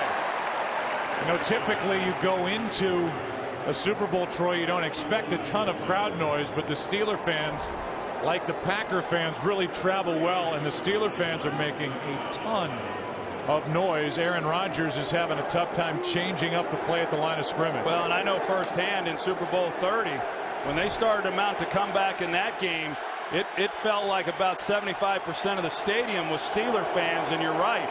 I mean, I could see where if this continues, that we may see Aaron Rodgers have to go to some type of silent count. On 2nd and 7 over the middle, Nelson drops one. Jones on the last possession. Now Jordy Nelson. You know, those are the plays. You have to be able to make those kinds of plays. You go back to the previous possession, James Jones drops what probably would have been a touchdown.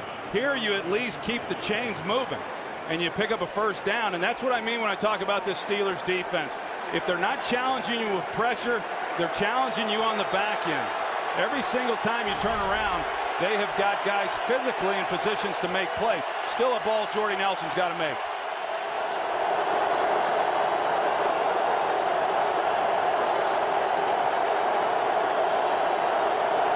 Third down and 7. Rodgers goes down in the arms of Harrison.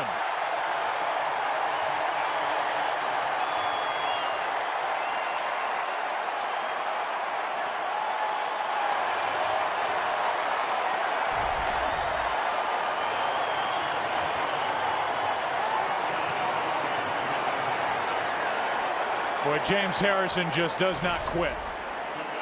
Guy who's been cut 4 times in his NFL career.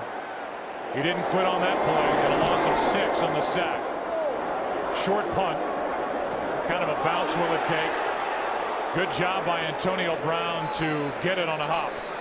47-yard punt. Steelers have it. Great field position. Here comes Big Ben. Pittsburgh down by 4.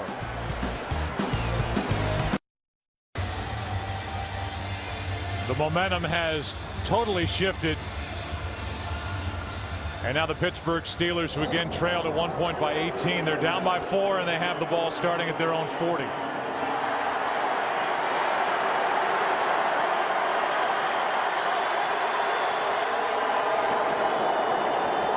They stay on the ground with Mendenhall, and this time he's bottled up, a gain of 1. It looks like that's what the Steelers are going to want to try to do. They opened up this possession with 3 tight ends, the same thing they did on the previous possession when they drove it right down the field, running the ball and getting the touchdown. And so the Packers come off of that with 4 defensive linemen. Now they've got some shuttling going on. But with all the injuries on the back end for the Packers, at least here in the early going of the second half, we've seen the Steelers say, well, we kind of like running the football a little bit better right now.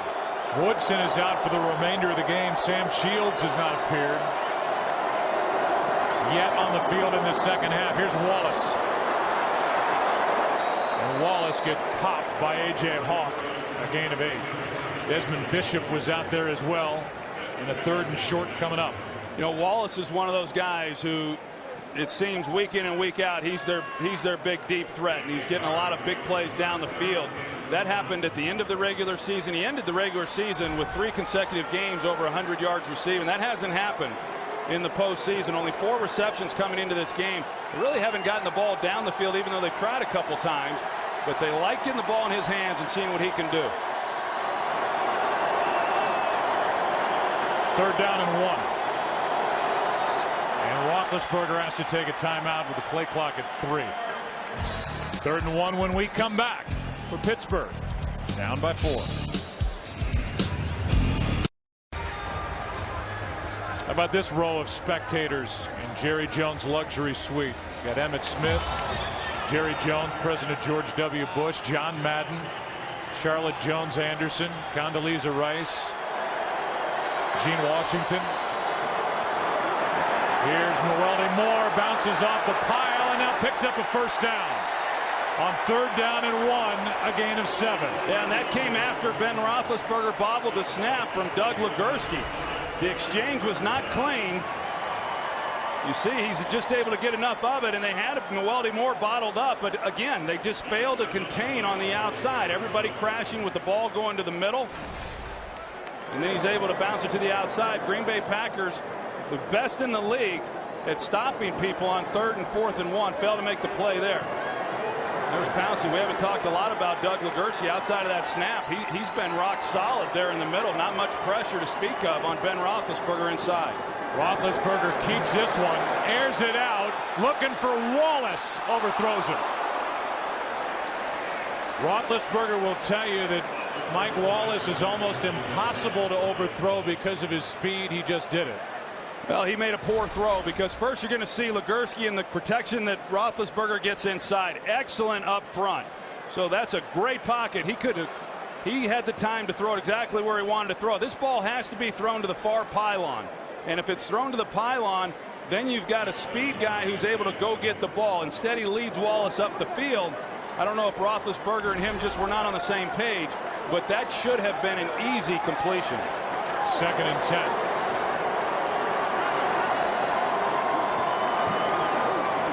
A pump fake. Roethlisberger brings it over the middle for Hines Ward. He's got a 1st down inside the 30. 15 yards to Hines Ward.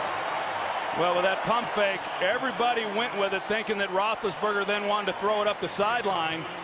And instead, Hines Ward just ducked in behind it.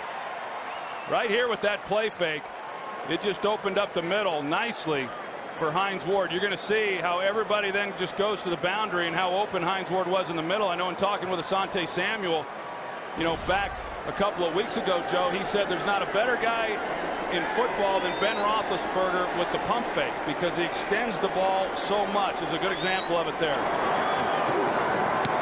Play action here. This ball is almost, after it was batted into the air by Clay Matthews, picked off as he tried to make an adjustment to the ball, and Matthews and Roethlisberger come together. I think Clay Matthews is telling him, hey, you got away with one.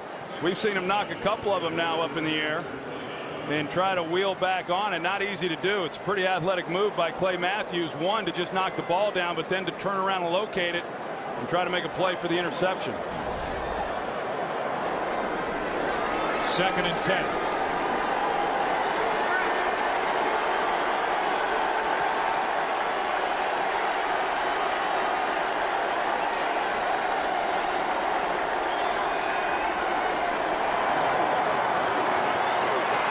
Roethlisberger in trouble, finds Heath Miller, and Miller's brought down by Bishop. And a loss of 2 on the play is Desmond Bishop, who took over in the middle after the injury to Nick Barnett in week 4, played his way into a contract extension, made the play. You know, Desmond Bishop, he's really been solid for them. You're right. I mean, with all the injuries that they had, you had to have guys like him step up and play at a higher level, and he has. Packers do not have a sack of Roethlisberger yet in this game.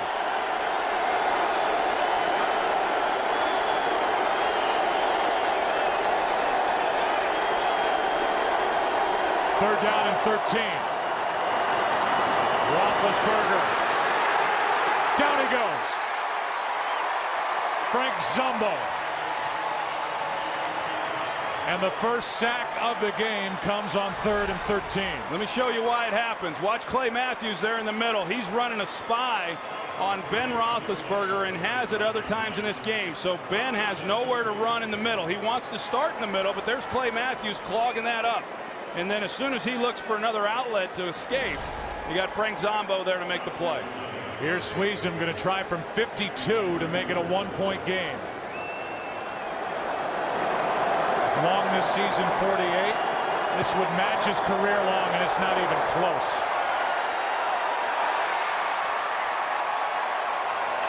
And so this banged up Green Bay Packer defense, playing without Sam Shields and Charles Woodson, makes a stop. They get the sack.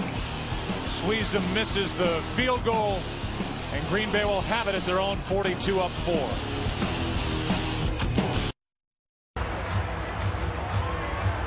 In the second half, Green Bay just 17 total yards, 30 penalty yards. Aaron Rodgers trying to get it back together, starting at their 42. Play action, they roll Aaron Rodgers. Sets up over the middle. Jordy Nelson doesn't drop this one to the 40. 18 yards on the first play after the missed field goal.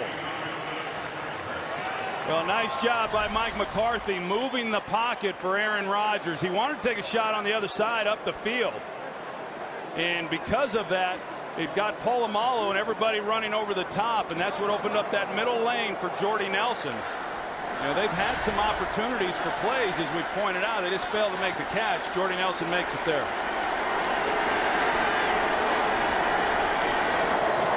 Starks gets it and goes backward. Timmons made the play, and a loss of 3. Well, that's a hard defense to start running laterally against, because they've got great team speed on the defensive side of the ball, and it's rare when you see somebody try to take it wide like that and get much out of it. Donald Driver, who is Green Bay's all-time leading receiver. You saw him on the sideline with that boot on his left foot and ankle. It's 2nd and 13.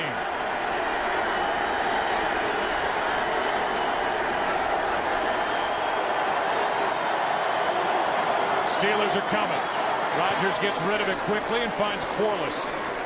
And the rookie tight end loses his helmet, picks up 5. Under 3 to play in the third quarter.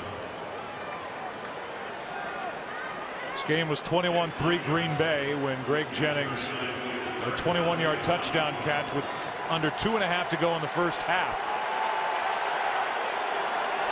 Normally 3rd and long is when Dick LeBeau wants to bring pressure. And now the Steelers have to use their second timeout of this second half. Fox tonight, when the game is over, the Ultimate Glee event begins. It's the episode guaranteed to be downright thrilling. Don't miss the return of TV's best comedy. Glee is all new tonight after the Super Bowl right here on Fox. I don't think there's any doubt, Troy, that these Steelers take on the personality of their head coach. He's a guy that mixes it up with his team. He's right in the middle of defensive huddles during practice. He's a very emotional guy and animated on the sideline. They love playing for him. Well, they sure do, and as they should. I just think that he brings the energy to this entire organization. You know, I mean, he came in, he had been the defensive coordinator. He kept Dick LeBeau, and he's the guy, obviously, who coordinates it all and does a great job. But you can't help but be at practice and see how this team feeds off of the energy that Mike Tomlin brings day in and day out. 3rd and 8.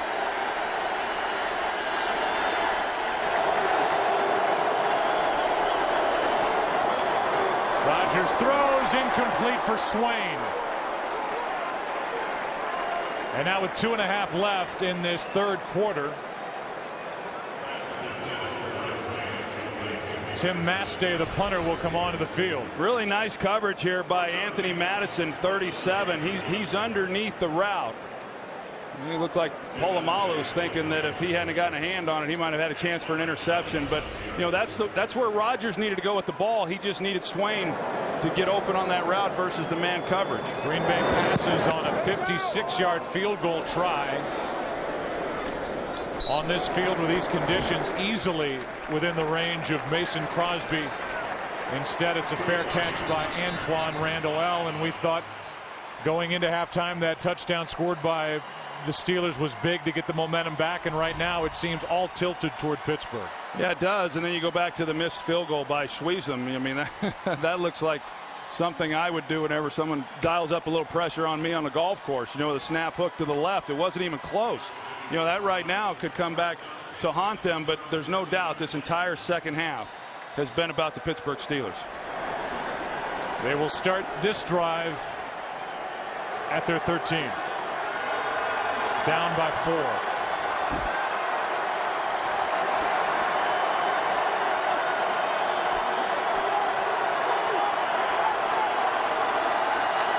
Now the Packer fans make noise as Mendenhall, with those good feet, runs into the arms of A.J. Hawk and Jared Bush, a gain of 4.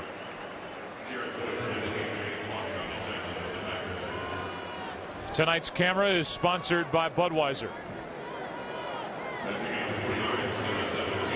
Camera that hovers over the field and gives you that unique look. Right along the line on 2nd and 6.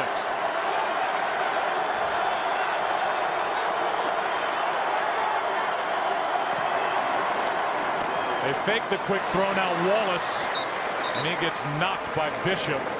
Tramon Williams was out there, a gain of 4. Mike Wallace, who was basically the replacement for Santonio Holmes, who was traded to the Jets during the offseason, the Super Bowl 43 MVP. Wallace is their big play guy, averaged 21 yards per catch. For the most part, been held in check. Well, and this is when the Packers have got to be better. They've not been good defensively on this down in this game.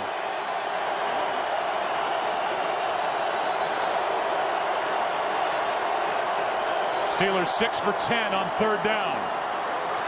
6 for 11 as it goes through the hands of Wallace, who then got hit by Tramon Williams. Pretty good design by Bruce Arians. You know, I mean, they just run him out. You've got Wallace, and he had separation, and you know, not an easy catch, but a ball that Ben Roethlisberger could have made a little bit easier for him, but still one he could have made. So the Packers pass on the 56-yard try by Crosby, punted, and they get a 3 and out from their defense. And a good bounce for Kapanos that will carry the ball to the 25. And a penalty flag comes in at the end of the play.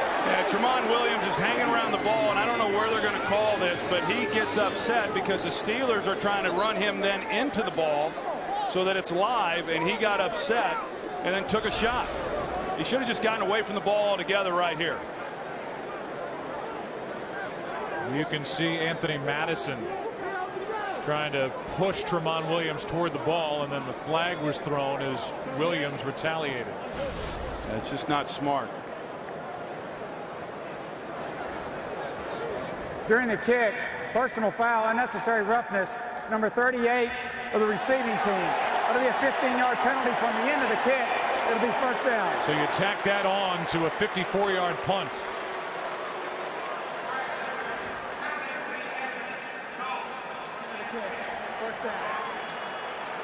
And here are the updates for all the injuries for Pittsburgh. They are without their rookie wide receiver Emmanuel Sanders, but some big ones are out for Green Bay. 2 on defense, Woodson and Shields, and then their veteran receiver Donald Driver. Moments ago, here's how injured Charles Woodson is. He celebrates on the sideline with just the smallest of movements and has to grab that left shoulder, the collarbone. The punt plus the penalty nets 66 yards of field position in the favor of the Steelers. Yeah, Mike McCarthy not happy. You see him, but he shouldn't be happy with Tramon Williams. I mean, that is huge when you get backed up against this defense on this end of the field. They fake the delayed handoff. Passes behind Corliss. Incomplete. You don't see this very often from Aaron Rodgers. I mean, that's a good route by Corliss and a ball that typically not only will Aaron Rodgers complete, but he's awfully good at putting it right where it needs to be so that there's a run after the catch. 2nd and 10.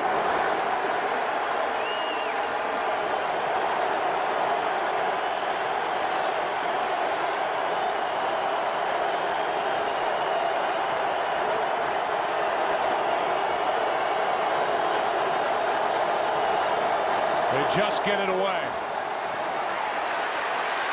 Rodgers throws it away over the head of Starks. Well, that didn't look good right from the start. You know, Aaron Rodgers is trying to get his offensive guys established and lined up, and then the clock's running down. He had to rush the ball. You've got the defense coming off at the snap because they know the play clock's down to 1. They were lucky that all that was an incompletion. So now 3rd and 10.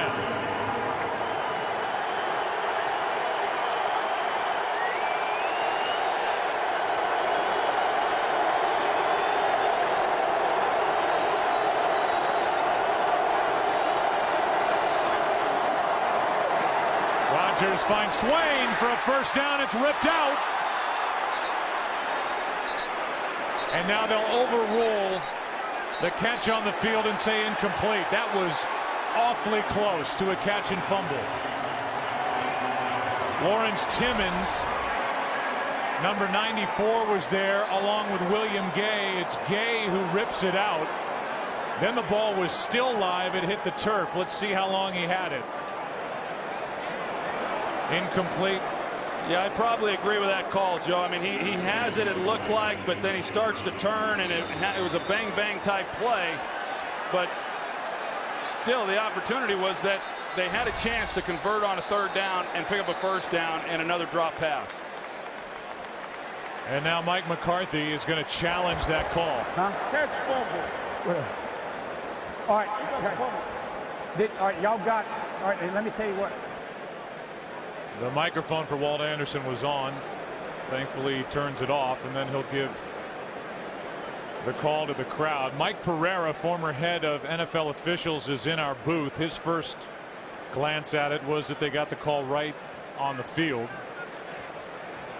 Well, the only thing, Joe, that really they could be talking about it here, you know, would be, did he have it catch and then down by contact? That's the issue that they would take a look at here, and that's why Green Bay wanted to challenge. You know, the Green Bay player did end up with the ball, but you got the notion here of going to the ground too in the process of completing the catch. You know, slow motion, and they're going to look at it in real time. That's the big Green thing Bay is looking at it. The ruling on the field of an incomplete pass. So we do get the official word, Mike, that this is a challenge from Green Bay. It's Brett Swain had enough for the 1st down. Gay ripped it out. And I guess the part that you bring in is the most relevant, down by contact at the end of that catch. And then the other thing they're going to look at, Joe, is you got to think about the fact of, you know, bang, bang play. Did he hold on to the ball long enough? And I'll tell you, in real time, you want this ruled an incomplete pass, and that's what the officials did on the field. And I think that's what they'll look at it here. You can slow anything down and make it look like a catch. But in this case, to me, this is a bang, bang incomplete pass. So there you go. You hear it from Mike Pereira. Here's another look at it. Certainly a good throw, good effort by Swain, but it was William Gay who made the play. And I think it was worth the challenge there by Mike McCarthy. And, you know, if nothing else, then I mean, obviously you keep the ball, you get a first down. But even if you don't do anything else with this drive after that, you can at least reestablish field position. But from where they are, you know, the Pittsburgh Steelers are going to get great field position if the ruling on the field stands. And the part that Mike Pereira is talking about is, could you make the case that the knee is down by contact, plays over, but I think all of us are in agreement that they got it right on the field and this call will stand. Mike McCarthy's doing his best. I'm sure he's still upset about that call against Tramon Williams on the punt. But as you say, Troy, either way, the Pittsburgh Steelers, who were down by 4, if the call stands, should end up with very good field position, with Antonio Brown already on the field and waiting deep for the punt from Mastay.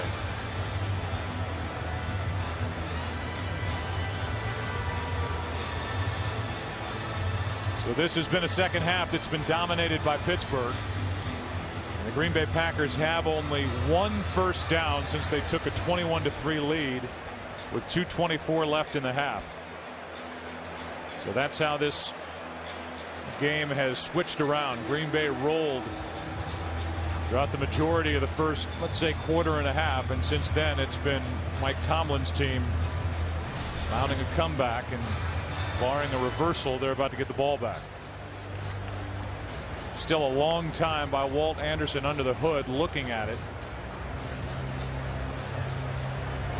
As you look at it from Rodgers' perspective, James Harrison comes in and puts Rodgers on his back. The world is waiting for the call from Walt Anderson. And here he comes.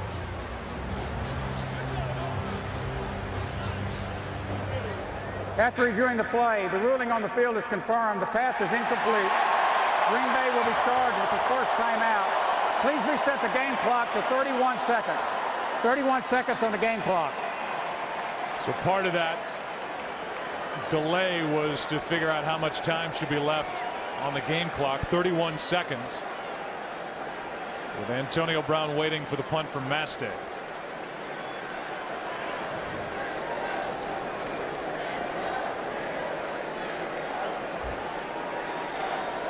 Mastay's been busy in this third quarter.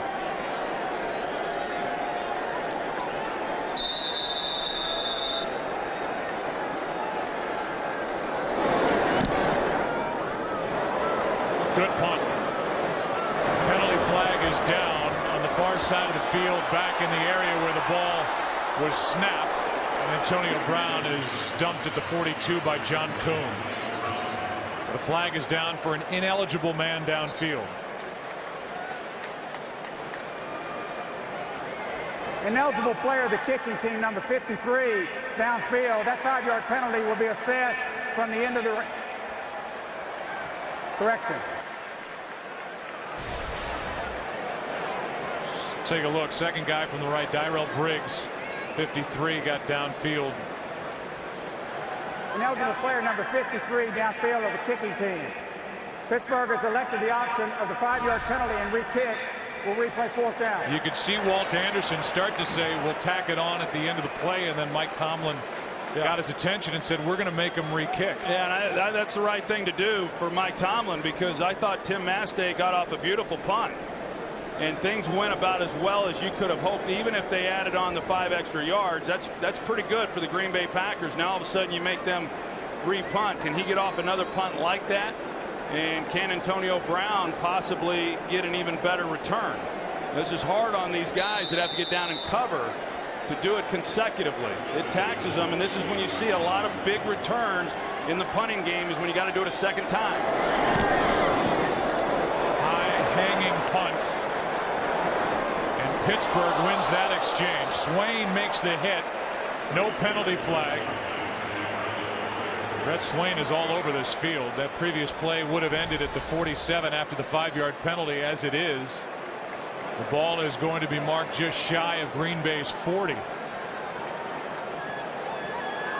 So it was a gain of 12 yards of field position by Mike Tomlin, making Green Bay punt it again. They're going to mark it at the 41 with 11 seconds left in the third.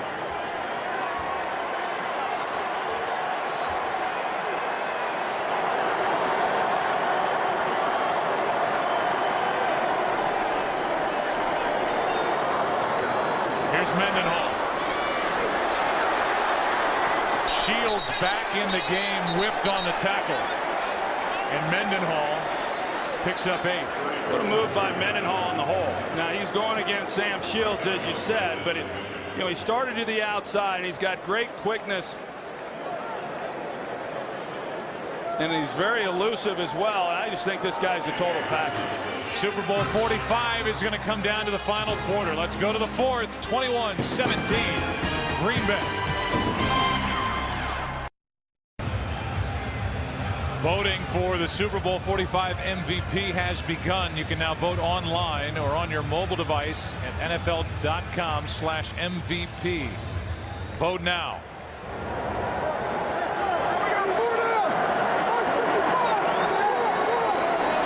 Second and 2 as we start the fourth quarter. Pittsburgh with the ball down by 4. Mendenhall, loss of football, picked up by Bishop.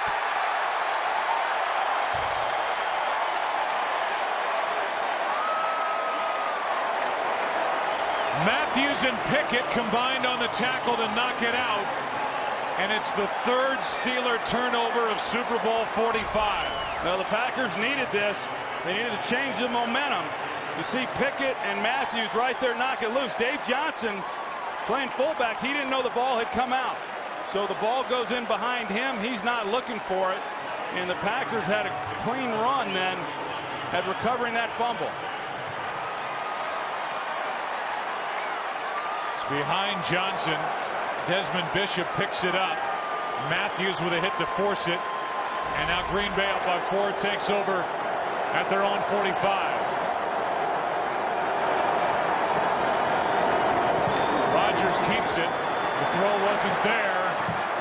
And now off his back foot, incomplete. Ike Taylor the closest to it, trying to force it to Jennings downfield. Well, you see that a lot after a turnover like that.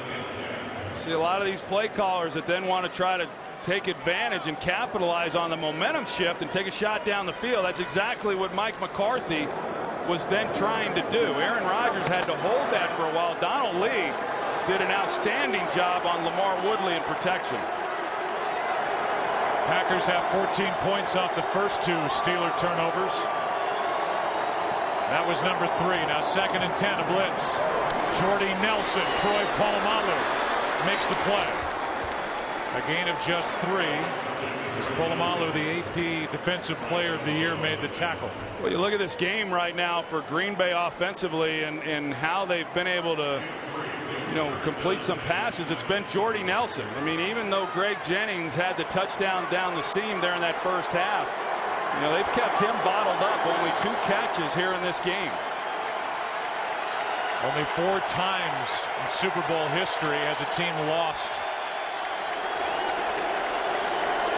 They'd have 3 or more takeaways. That's what Green Bay has been able to do, take it away from the Steelers. On third down, the pass is low and caught by James Jones.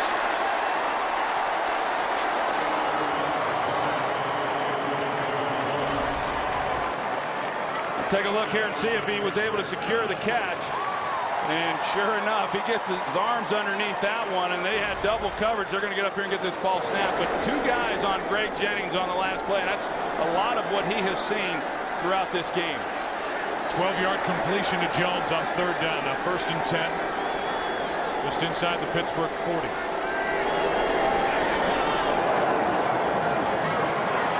Rodgers drops it off for Jackson, incomplete.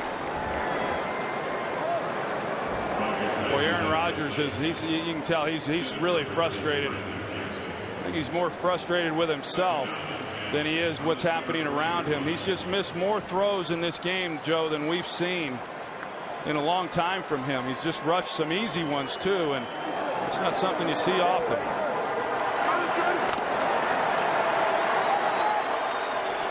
Steelers defense will do that, though. 2nd and 10.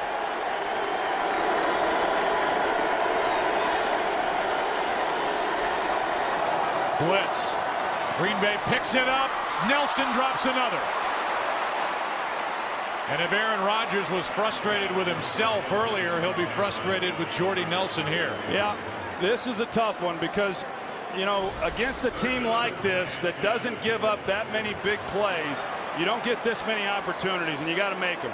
You know, that ball is put right where it has to be, and Jordy Nelson now has dropped a few. We saw the one James Jones dropped earlier. Jordy Nelson, I believe it's about his 3rd drop ball. 4 on the night for Green Bay. It's 3rd and 10.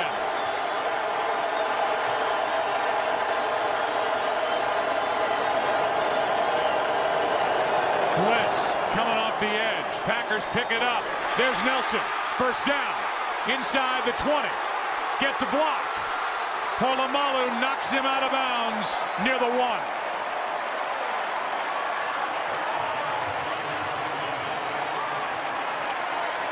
Well, the Packers anticipate the blitz, and if you pick it up, here they come.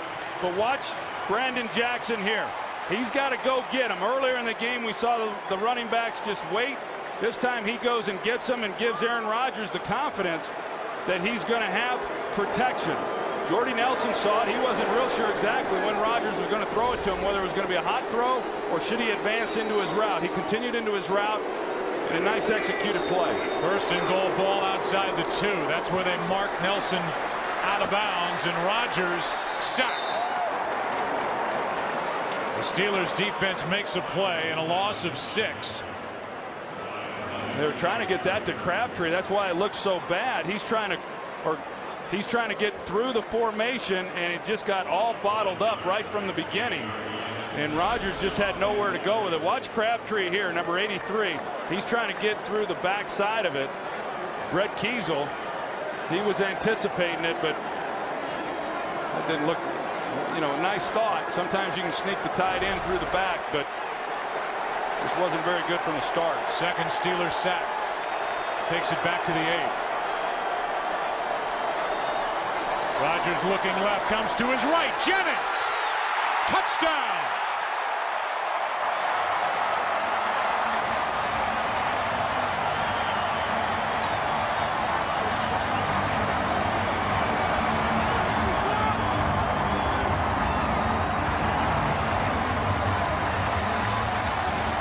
Just when you say they haven't really gotten Greg Jennings involved, he lines up in the slot. You saw Troy Polamalu. He's expecting that seam route again because that's where he got beat last time. He's expecting the seam route, and Greg Jennings runs an excellent route, gets him to bite, goes to the corner. Aaron Rodgers is just trying to hold some of that coverage looking to his left, but I think he knew all along he was going to come back to the outside post route or corner route by Jennings. And it's back to an 11-point game. That's the 3rd time in this game the Packers have turned a turnover into 7. Jennings gets this one, his 2nd of the game. And the Pack is up by 11.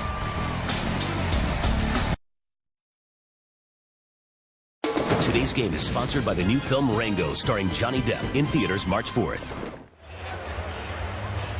Rashard Mendenhall with a fumble, had 347 touches during the regular season, 2 fumbles. He fumbled leading to that last touchdown, recovered by Desmond Bishop, forced by Clay Matthews, Pickett with an assist. And now Crosby pops it up. Antonio Brown past the 25, picking his way along the sideline, and a pretty good return.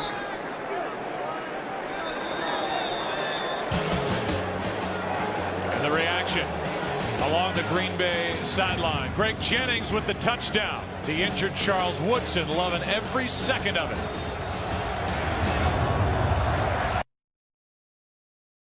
Today's game is sponsored by the Sonata Hybrid from Hyundai. And by Select 55. Superior taste makes it Select. 55 calories makes it the world's lightest beer. How about this along the sideline? Kevin Green, outside linebackers coach. The last time Matthews took the field, here's what he said. Rallying the troops. It is time. It is time. And what did Clay Matthews do? Well, it was time. As he and Pickett came together on a tackle of Rashard Mendenhall, he forced a fumble, and Aaron Rodgers took the Packers down the field into the end zone. And an 8-yarder to Greg Jennings. It's an 11-point game. Steelers at their 34.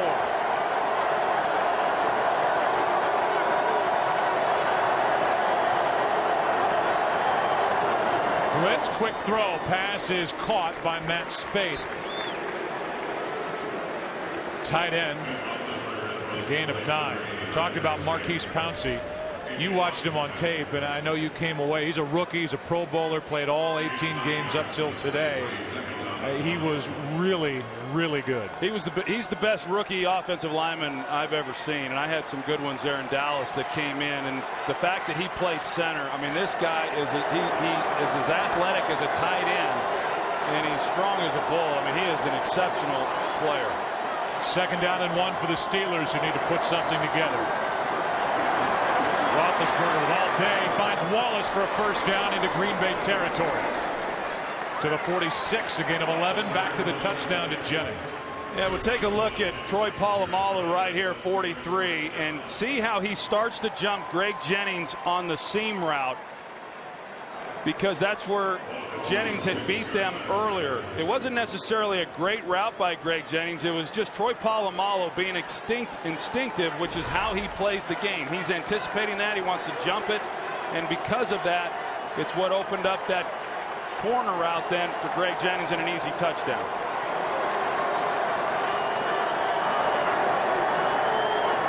Blitz coming. Bush doesn't get home, but the pass incomplete for Antonio Brown, and Jared Bush really put a hit on Ben Roethlisberger. Well, we talked about it. When you lose Charles Woodson, then what is Dom Capers going to do? Here he is. Well, nothing has changed. Jared Bush now, he's playing the slot defender where Charles Woodson would normally be manning, and he's coming on blitzes just like we've seen from Charles Woodson all season long. Roethlisberger's been sacked once, hit 8 times. 2nd and 10.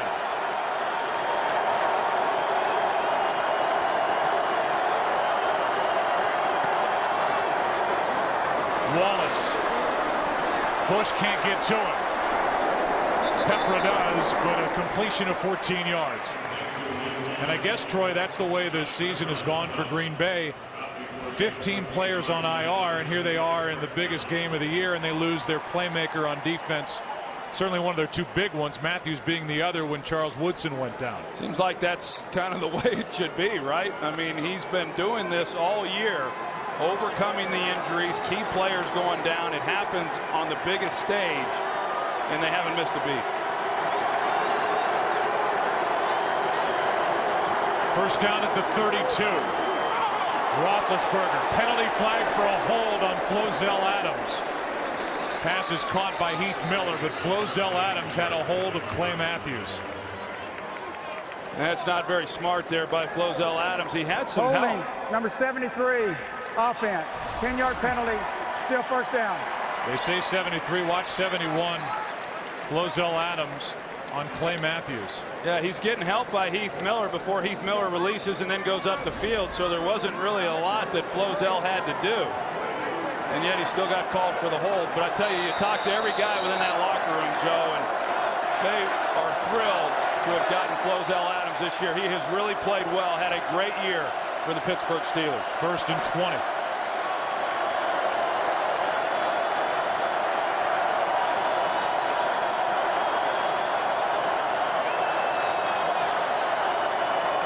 Blitz off the edge, pass caught by Wallace, wrestled down by Bishop at the 40. A gain of 2. We've seen that play now a lot from Pittsburgh. It's something that they are very good at, and they're good at it because they've got good blockers. One, they've got a great speed guy in Mike Wallace, but then they've also got good blockers from other wideout positions and then also the tight end position, so they can throw a pretty quick pass and turn it into a nice gain a lot of times. 2nd and 18.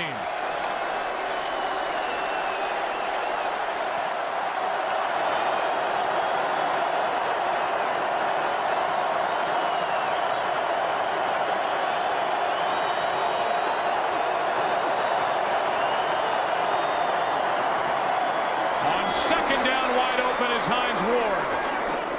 And he takes it all the way to the 25, a completion of 15 yards. They just completely turned Hines Ward loose. You know, they blew the coverage. It looked like it might have been Jared Bush. I'm not sure exactly who was responsible, but they vacated that area. Yeah, Jared Bush was the guy who probably should have been covering Hines Ward, and because he didn't go with them, boy, there was nobody within 10 yards of him. It's 3rd and 3. Even a field goal would cut this to a one-possession game.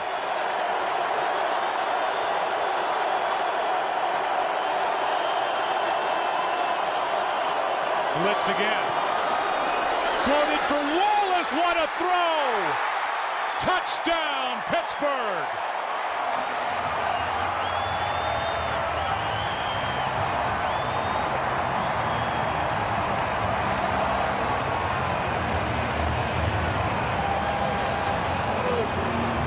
Shields tries to get his hands on Mike Wallace, and with a speed guy, you better do it if you're going to try. And he failed to, and that's why Wallace got as open as he did. You can see right here a nice route by Mike Wallace. Starts to the inside, gets Shields on his heels, and then he's there for the touchdown. And now Pittsburgh's going to go for 2. Steelers were 2 for 2, going for 2 during the regular season. Went to Mwelde Moore twice. He's not in the lineup. Packers did not face a 2-point conversion this season defensively.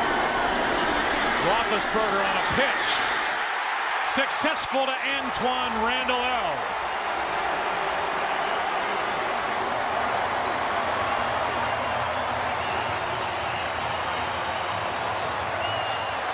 It's a 3-point game with 7.5 to go. First, the touchdown. 25 yards to Mike Wallace. Perfect throw. And then Roethlisberger to Antoine Randall. It's a 3-point game here in Arlington.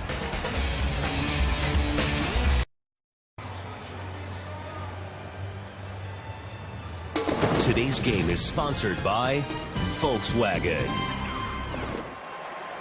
What a game. 3 points separate the Green Bay Packers and the Pittsburgh Steelers with 7:34 to go. Pat Lee waits for the kick.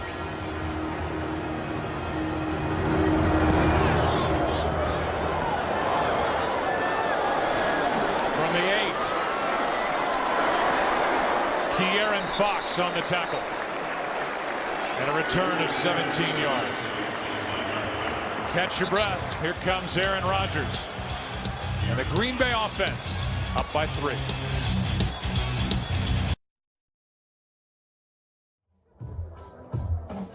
By way of a recap, the Pittsburgh Steelers have never led in this game. As we look outside Cowboys Stadium here in Arlington, Steelers trailed 14-0 after 1. 21-3 late in the second quarter, 21-10 at the half, 21-17 after 3, trailed by 11 with 7.5 to go. Now they're down by 3. Rodgers steps up and down he goes. Ziggy Hood was in there, and he wasn't alone. Woodley as well, and a loss of 4. Well, Lawrence Timmons, you're going to see right here, and then you got James Starks who misses him. He gets preoccupied with the play fake, and by doing that, then he's unable to pick up Timmons, who is his man in protection, and then you got Rodgers just scrambling. I'm a little surprised now 2nd and long, but they have really abandoned the run here in this game. Only 9 running plays for the Green Bay Packers, and I didn't think I'd ever say that about Mike McCarthy. 3rd Steelers sack. Here's Nelson. He slides at the 30. His feet started to go out from under him. A gain of 9. Aaron Rodgers has taken some hits. We're under 7 to go in this game. He's been hit 16 times. Yeah, I think when you look at 36 times you're dropping back, and against the Steelers, who led the league in sacks, you're going to get hit. And it's a wonder he hasn't been hit even more. And they just haven't been able to maintain balance with the running game. And that's something that the Packers have been really good at in the 3 postseason games coming into this game. over 30 rushing attempts in each. 3rd and 5 just became 3rd and 10. False start, number 73, offense, 5-yard penalty, still 3rd down. They get Darren College as again the Steeler fans start to make a lot of noise. Well, the longer that this game goes, with it being as close as it is, I think the more nervous you've got to get then if you're the Green Bay Packers. This is a Steelers team, in particular Steelers defense, that knows how to win games late.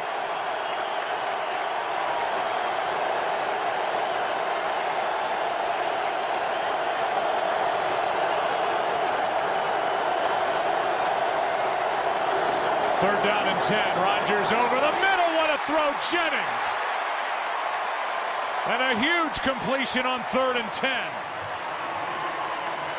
31 yards from Aaron Rodgers. This is that seam route again. He scored the touchdown on it in the first half. I go back to it. Mike Tomlin was so certain that they were going to try to make this throw to Greg Jennings in the slot that he instructed his backup quarterbacks, Byron Leftwich and Charlie Batch, throughout the week. Every time we have that play called against our defense, I want you to throw it because we have to get used to covering that play. 2 big plays now in this game to Greg Jennings on the seam. See if the Packers go to the ground game to try and take some of this clock. Here's Starks to the 30. Just the 10th running play of this game, and it's 14 yards to James Starks. You know, you look at an offense that had really struggled here in the second half, with the exception of when they had gotten turnovers, had not really established any drive of any length. But they get the big 3rd down on another pinpoint throw by Aaron Rodgers to Jennings, and you feel the momentum shift. All of a sudden, Aaron Starks rattles off a big run. Now in that bone formation with the 2 big fullback types in front of Starks.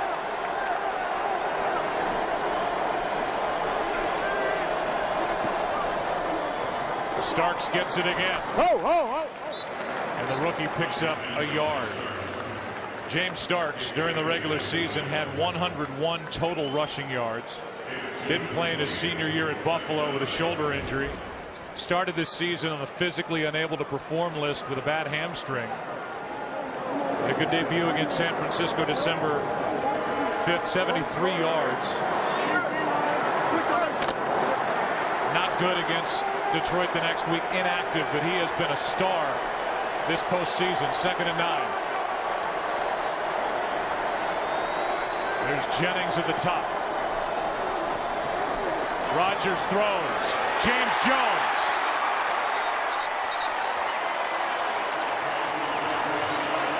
They had single coverage across the board, Joe. I thought he was going to take a shot to Greg Jennings. No help over the top. Instead, he comes down to James Jones. Watch this throw and route right here. Back shoulder. William Gay trying to guard against the deep ball for the touchdown. You just can't play both. Sets up a 1st and goal at the 8. Remember, the Steelers have only 1 timeout remaining. They had to take them early in the second half.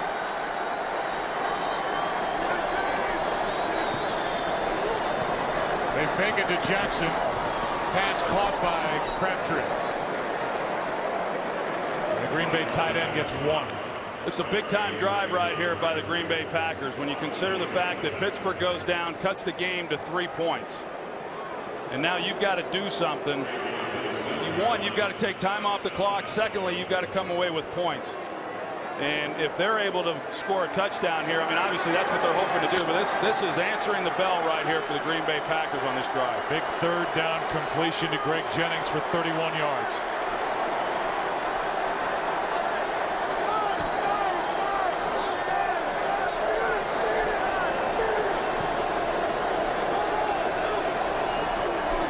Second and goal, James Jones. Nowhere to go to the 5, and now it's 3rd and goal. Under 3 to play on Taylor on the stop.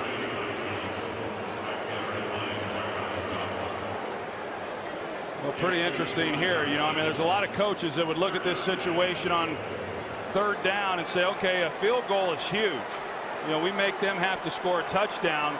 A touchdown's even bigger.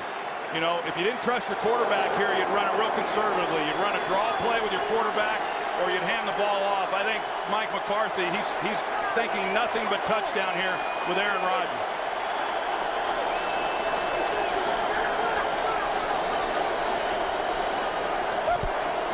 Blitz coming. Polamalu slips, floated. Jordy Nelson incomplete. And it is 4th down with 2:10 to go. Polamalu went from one side of the formation all the way to the other and then slipped coming on a blitz, and Nelson could not haul it in. Just not quite enough, and that's a perfectly thrown ball. It's a well thrown ball by Aaron Rodgers, because the last thing you can do on that throw is be short.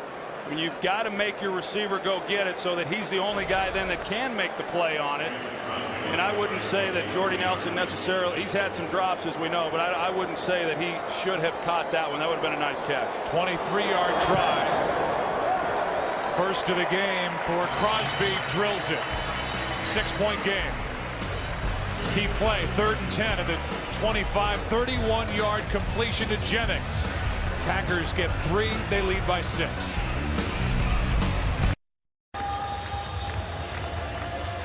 (31-25), 6-point game with 2:07 left in the 4th quarter.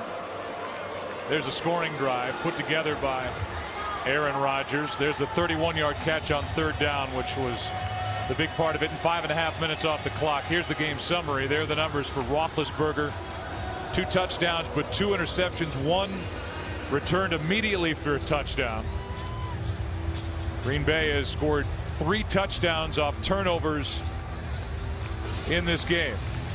Saw the numbers for Aaron Rodgers, who was up over 300 yards passing here in this Super Bowl. Antonio Brown returned 1 for a touchdown during the regular season waits.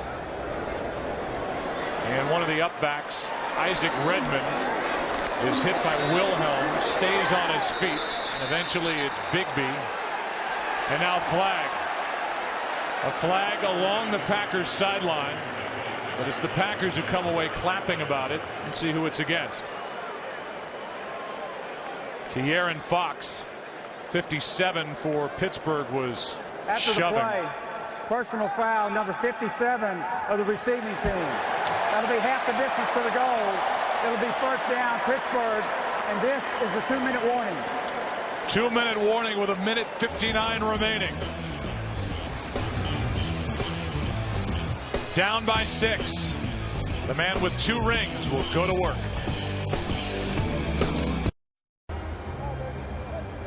Today's game is sponsored by the all-new Chevrolet Volt, 2011 North American Car of the Year. Steelers have to start at their 13 after the penalty on Ke'Aaron Fox. Down by 6 with 1 timeout.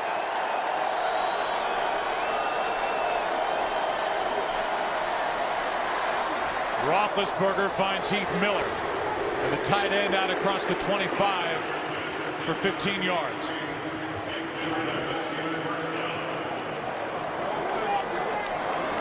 Well, we've seen Ben Roethlisberger in this situation before.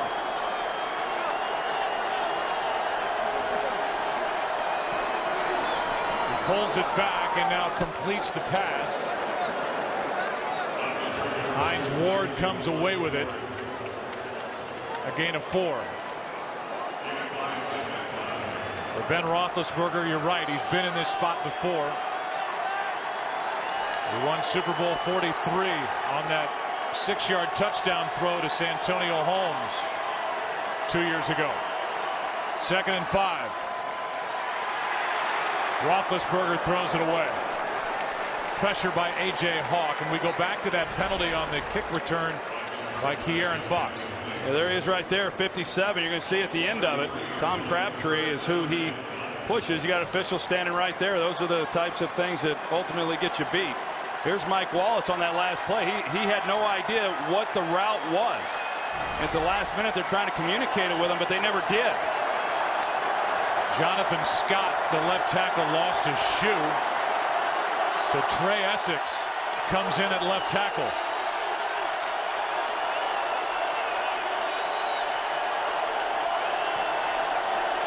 Third down and 5. This one incomplete. It's 4th down. Roethlisberger overthrew Mike Wallace. It looked like, Joe, he was maybe trying to get it to Hines Ward. There was another miscommunication in Ben's talking with Hines Ward now. That's a couple of plays now where the execution is, they haven't even had much of a chance to execute because there's been confusion on what was expected. 4th down and 5. Any hope of a comeback rests with this play.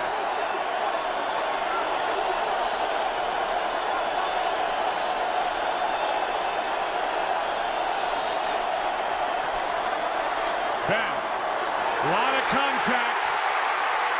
This ball is incomplete, but it was a 4th down pass, and Green Bay will take over. Mike Wallace, the intended receiver.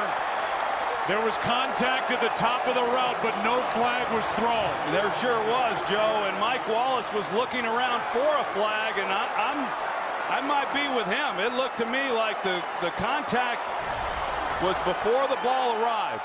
Look at the top of this. Tramon Williams. There it didn't look nearly as significant. Yeah, I think that's a good no call. I agree. I agree. We saw the legs contact each other, but he was coming underneath the route. I think based on where the ball was thrown, it looked more severe than what it really was. And I agree with you, Joe. I think it's a good non-call and a great defensive stop by the Packers. And so the number 6 seed, the Green Bay Packers, who had to go through Philadelphia, had to go through Atlanta, had to go through their rival, the Chicago Bears, to get to Super Bowl 45. Lead by 6.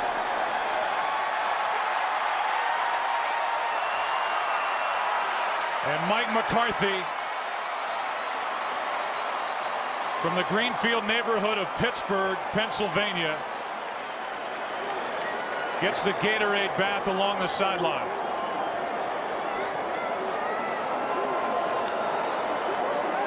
Tears in the eyes of Donald Driver.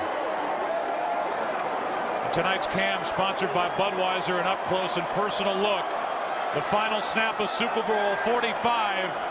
The Green Bay Packers have won the Super Bowl. The Lombardi Trophy is coming home.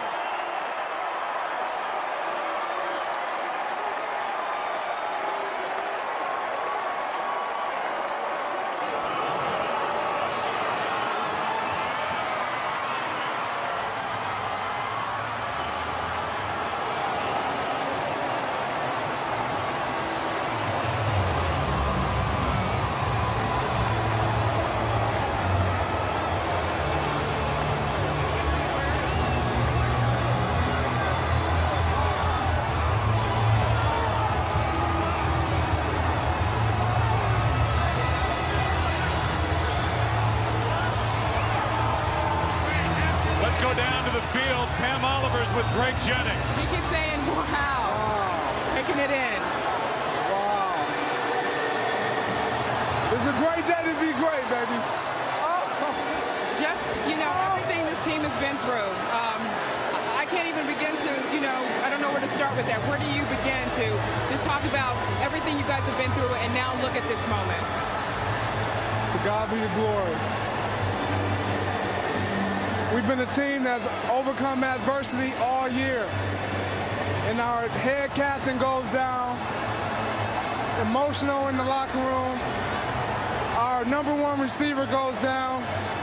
More emotions are going flying in the locker room, but we find a way to bottle it up and exert it all out here on the field. To God be the glory. Appreciate it. Thank you very much. Joe? What a game he had. 2 touchdown catches. The last one an 8-yarder. A big conversion on a 3rd down with a 31-yard catch. But they can beat you so many different ways, and they proved that this entire postseason. Coming up, the Chevrolet postgame show. Kurt, Terry, Howie, Michael, and Jimmy in the presentation of the Lombardi Trophy to the Green Bay Packers. He grew up in Pittsburgh, rooting for the Steelers. Now he's the head coach of the champion Green Bay Packers. back to Arlington after this. Welcome to the Chevrolet Super Bowl postgame show on Fox. The franchise was born in 1921 tonight.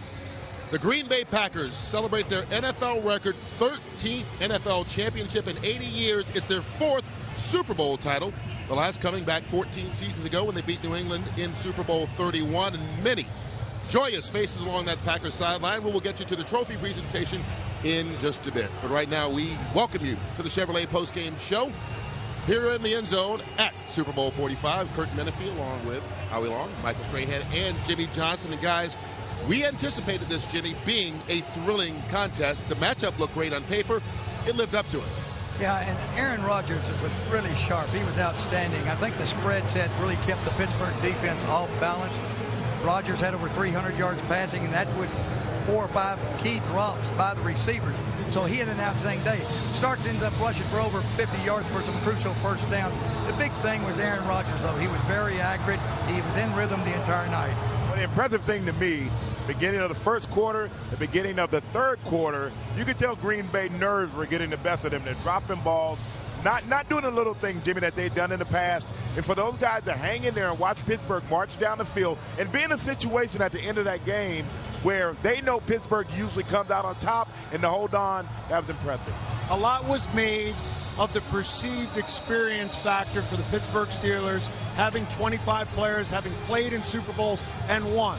I think you could make the case that given all that Green Bay's been through over the last couple of years as a team, and Aaron Rodgers in particular, regarding the scrutiny and the media focus with the Brett Favre departure and the transition to Aaron Rodgers, this team was as battle-tested a non-Super Bowl team as you could imagine. And they came through every single test that they were giving, not only Rodgers, but McCarthy and Ted Thompson as well. For more comments on today's game, let's get it up to the guys who called it for us. Joe Buck and Troy Aikman. Guys? All right, Kurt, guys, thank you. Well, I guess we'll put our little wrap-up on it. This game was everything I think anybody could have hoped for, and maybe even more coming down to the last possession for the Pittsburgh Steelers. Yeah, not a lot of surprises, was there? I mean, we thought coming in that it would be this type of game coming down to the very end. It was certainly that way. The guys laid it out very well for us. You know, Aaron Rodgers was sensational. He's been playing sensational all season long. And I just think that when you look at all the injuries in this ball game, for the Packers to overcome them like they did all season long, it's pretty fitting, and it's well-deserved by Mike McCarthy and that staff. What a march it's been. Titletown has another. Go back down to the field. Kurt, all yours. All right, thanks a lot, guys. Well, the Chevrolet postgame show rolls on with the point that everyone loves to see. It's the trophy presentation, the Vince Lombardi Trophy, returning home. Our own Terry Bradshaw down on the field for that. Let's send it up to the public address announcer, Alan Roach. Ladies and gentlemen, please welcome legendary Hall of Fame quarterback from the Dallas Cowboys and the MVP of Super Bowl, Roger Staubach, and the Vince Lombardi Trophy.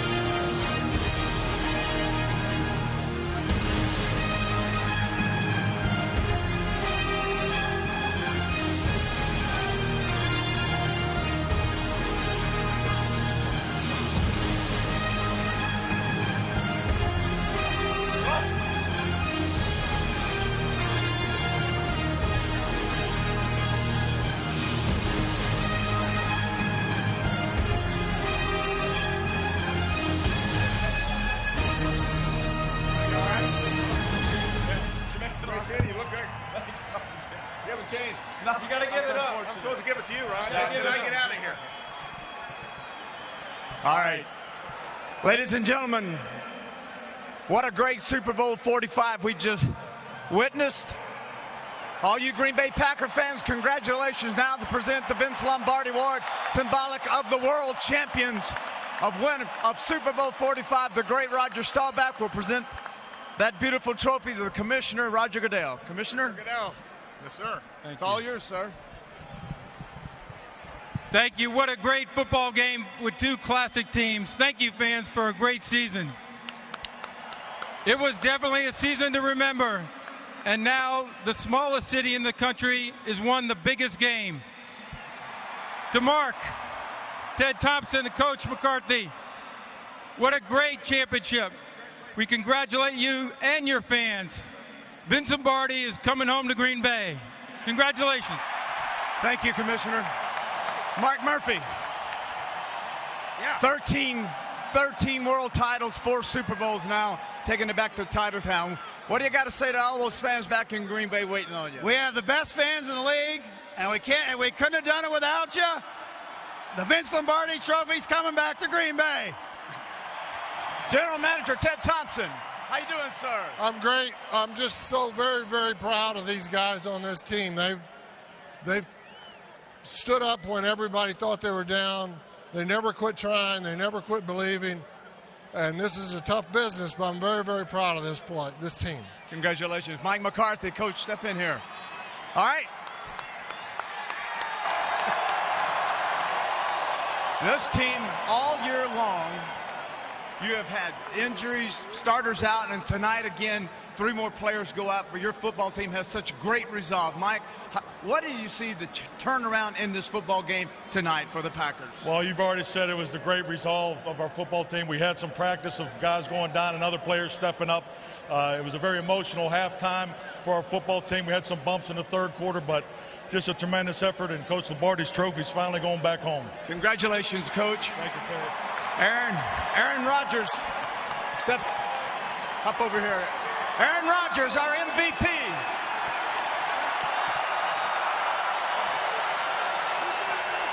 Aaron, come here, big guy. You have played flawlessly throughout the playoffs. 9 touchdown passes in the playoffs. You get here, 3 touchdown passes tonight. This was a game of up, down, up, and back, and finally that last drive, that 33-yarder to Jennings was the thing of beauty. Yeah, that was a big one, but wish we could have, finished it out there. Got to give credit to our defense. This is a great group of men that we put together here. A lot of character, been through a lot together. It's just great to be able to share it with them. Well, it started off with Bart Starr, and then, of course, it went to Brett Favre, and now you, Aaron. Congratulations. Now, before you leave here, I got something for you.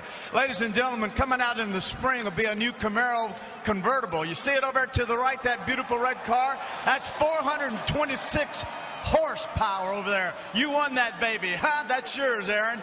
Take this trophy and walk around this stadium and show it to all those Packer fans. Congratulations, Green Bay Packers world champions, Super Bowl 45. Back to you, Kurt.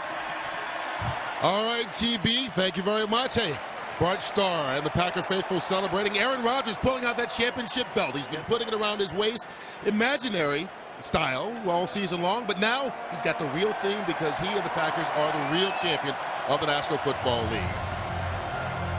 So much more to celebrate as we continue here on the Chevrolet postgame show. The Green Bay Packers are world champions.